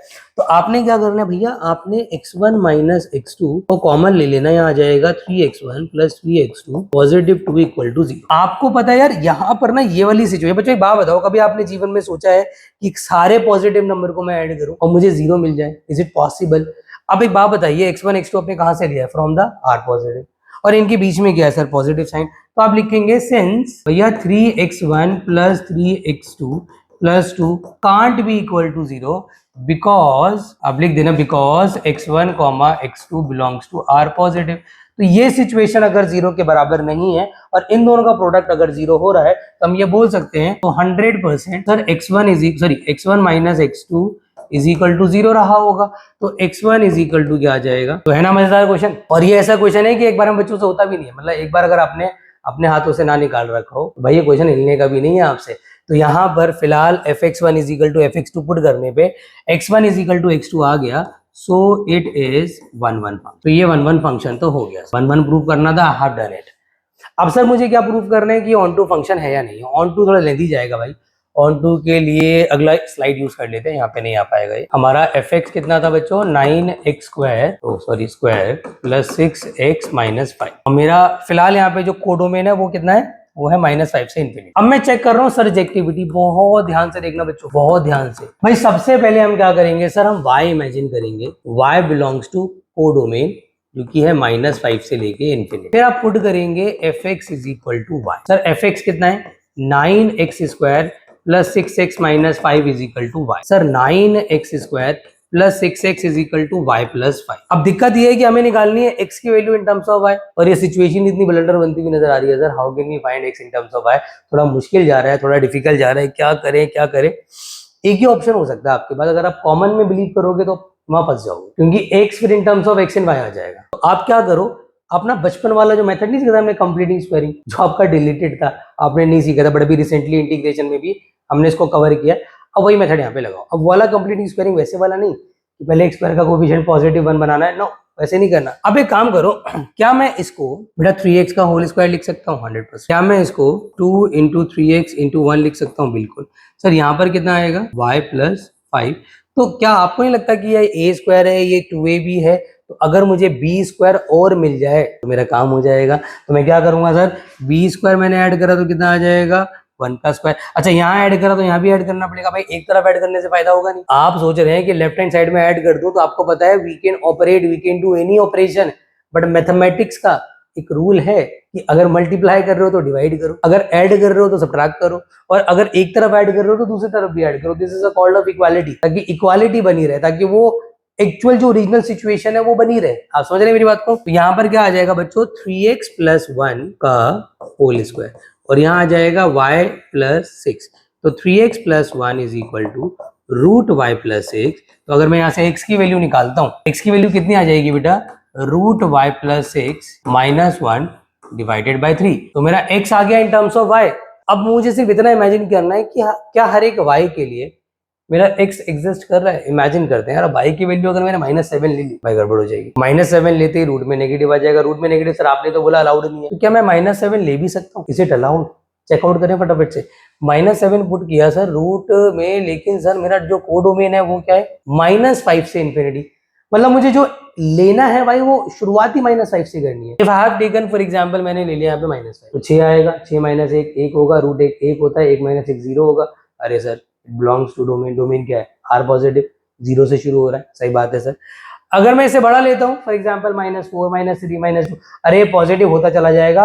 मतलब हम ये बोल सकते हैं for all x belongs to, sorry y belongs to -5 से लेके infinity, we have there exist, लिख देना, x belongs to R positive, so function is onto. तो ये फंक्शन 1 1 भी हो गया, ये फंक्शन ऑन टू भी हो गया, hence it is bijective function। तो ये एक बाइजेक्टिव फंक्शन माना जाएगा।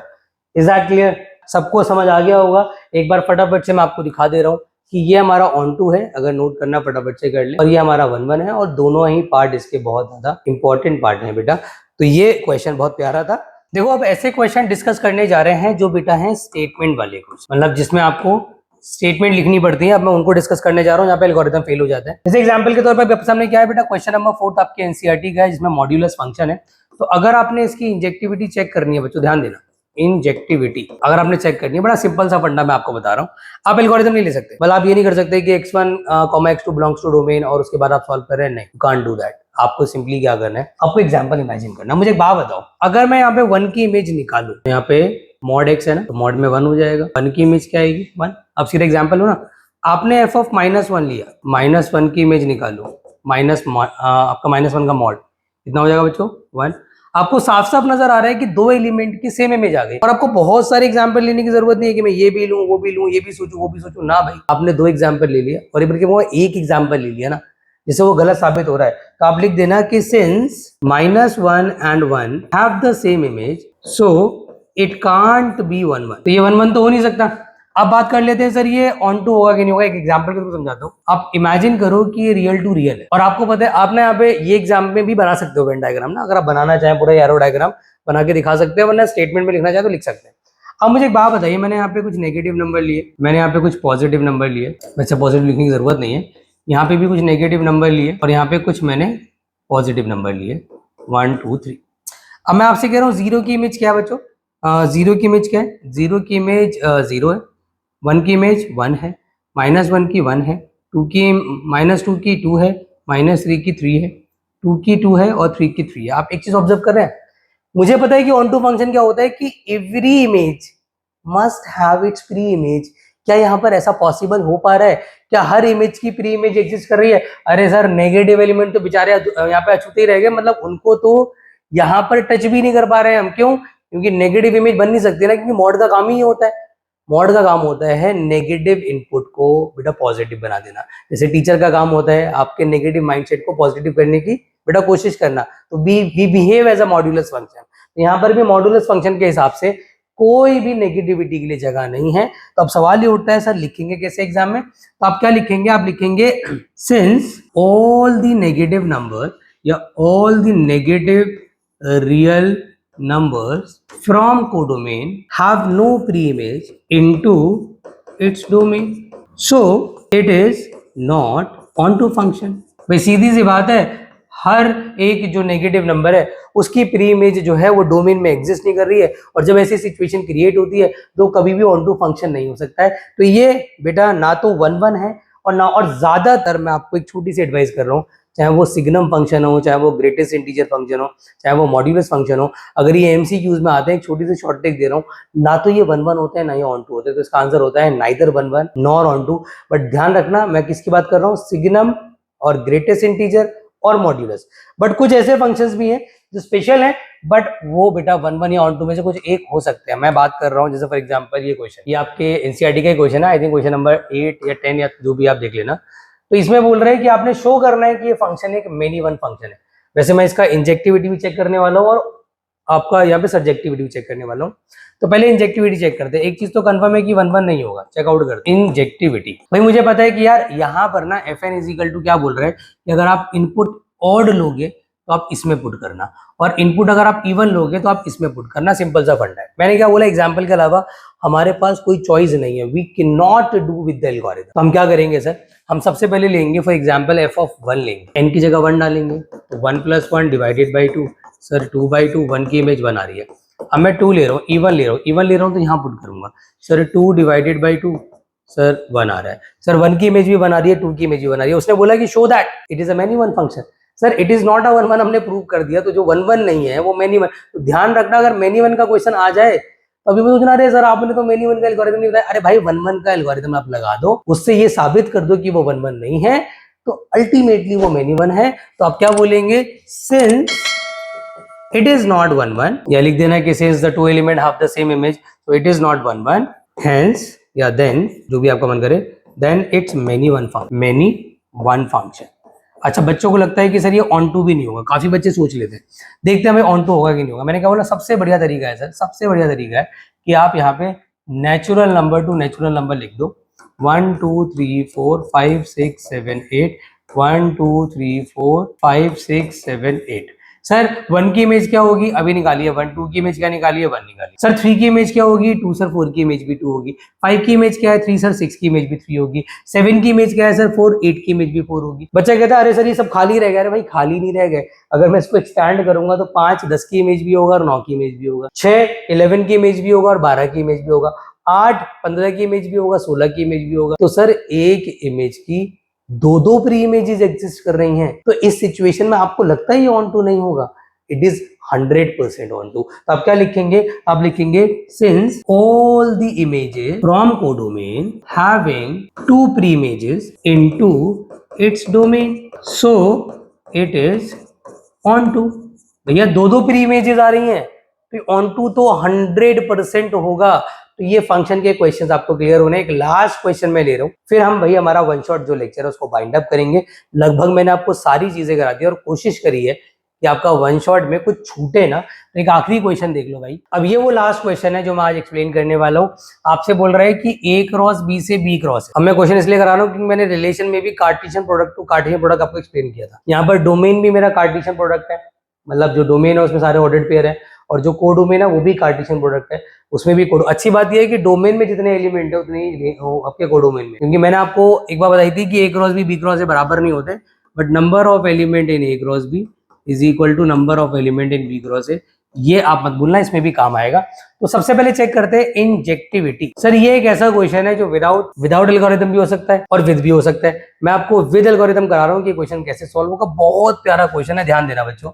आपने सबसे पहले क्या करना है, सुनो, आपने लेना है लेट A1, B1 और A2, B2 belongs to A cross. सबसे पहले फिर क्या करा सर हमने, फिर हमने सर यहाँ पे f of A1, B1 is equal to f of A2, B2 रख। अच्छा एक बात सुनना भाई, इमेज ऑफ A, B क्या है समझने की जरूरत है सर। B, A मतलब उल्टी इमेज है, मतलब अगर यहाँ पे A, B है तो B, A, मतलब यहाँ पे 1, 2 है तो 2, 1 उसकी इमेज होगा। अगर यहाँ पे 3, 4 है तो बेटा 4, 3 उसकी इमेज होगा। ये हमने फंक्शन को समझ लिया।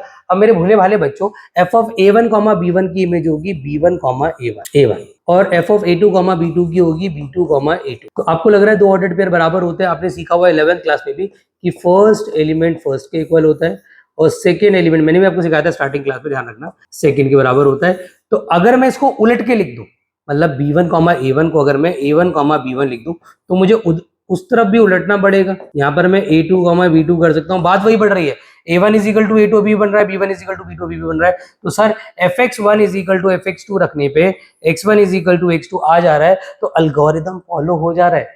जो एल्गोरिदम ने अलग से सीखा हुआ है वो फॉलो हो गया भाई। सो इट इज 1-1। फिर आते हैं भाई किस पे, फिर आते हैं भाई सरजेक्शन पे। सर इसमें एल्गोरिदम फॉलो नहीं होगा क्योंकि fx is equal to y नहीं रख सकते, x की value in terms of y नहीं निकाल सकते, पॉसिबल नहीं है। तो मैंने क्या बोला, इसमें से हम क्या करेंगे सर, एरो डायग्राम सबसे बढ़िया तरीका होता है। Sir a cross b cross a, मुझे पता है यहाँ पे अगर a1 b1 लूंगा तो उसका उल्टा b1 a1 लेना पड़ेगा। अगर यहाँ a2 b2 लूंगा तो उसका उल्टा b2 a2 लेना पड़ेगा। और अगर मैं यहाँ पे an bn लेता हूँ तो यहाँ पर bn an हो जाएगा। सर इसकी इमेज ये, इसकी इमेज ये, इसकी इमेज ये। और अच्छी बात क्या है सर, a क्रॉस b में जितने एलिमेंट है, for example a cross b में 1000 एलिमेंट, b क्रॉस में भी भैया क्या होंगे, 1000 एलिमेंट होंगे। और जो यहाँ होंगे उसके उल्टे ही तो यहाँ होंगे, और जो यहाँ एक एलिमेंट है उसका उल्टा ही तो उसकी इमेज है। तो मुझे बता दीजिए कि कोई ऐसा प्री इमेज है, अब कोई ऐसी इमेज एग्जिस्ट करेगी जिसकी कोई प्री इमेज ना हो? Sir this is impossible.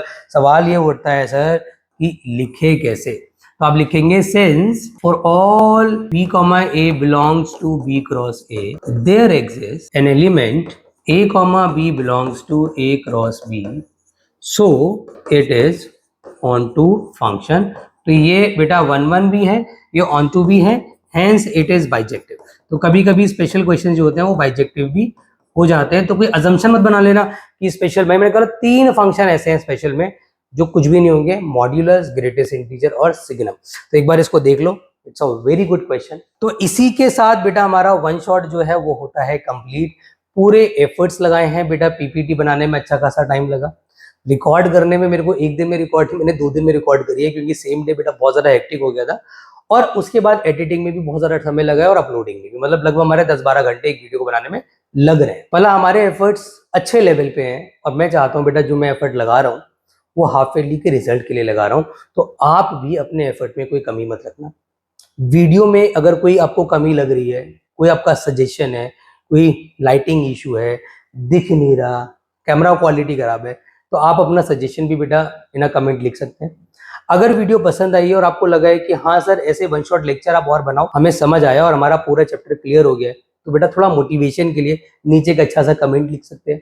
हमें सपोर्ट करने के लिए हमारे चैनल को अगर आपने सब्सक्राइब नहीं किया और आपको लग रहा है कि हमारी वीडियोस काम की हेल्पफुल है तो सब्सक्राइब कर दो। अगर आपके फ्रेंड्स ऐसे हैं जो अभी तक हमारी वीडियोस तक नहीं पहुंचे और उनको आपको लगता है कि उनको इन वीडियो से बेनिफिट हो सकता है, तो हमारी रीच बढ़ाने के लिए आप उनके साथ हमारी वीडियोस को शेयर कर सकते हैं। इन शॉर्ट हमारे एफर्ट्स को अप्रिशिएट करें। अगर आपको पसंद है, अगर आपका कोई सजेशन है तो बेटा प्लीज कमेंट बॉक्स में लिख दें। मिलते हैं हम सीधा अगले लेक्चर में जिसमें मैं करने वाला हूँ one shot of chapter number 2 inverse trigonometry. तब तक अपना ख्याल रखें, खूब मन लगा के पढ़ाई करें एंड डिस्ट्रैक्ट ना हो। Bye bye.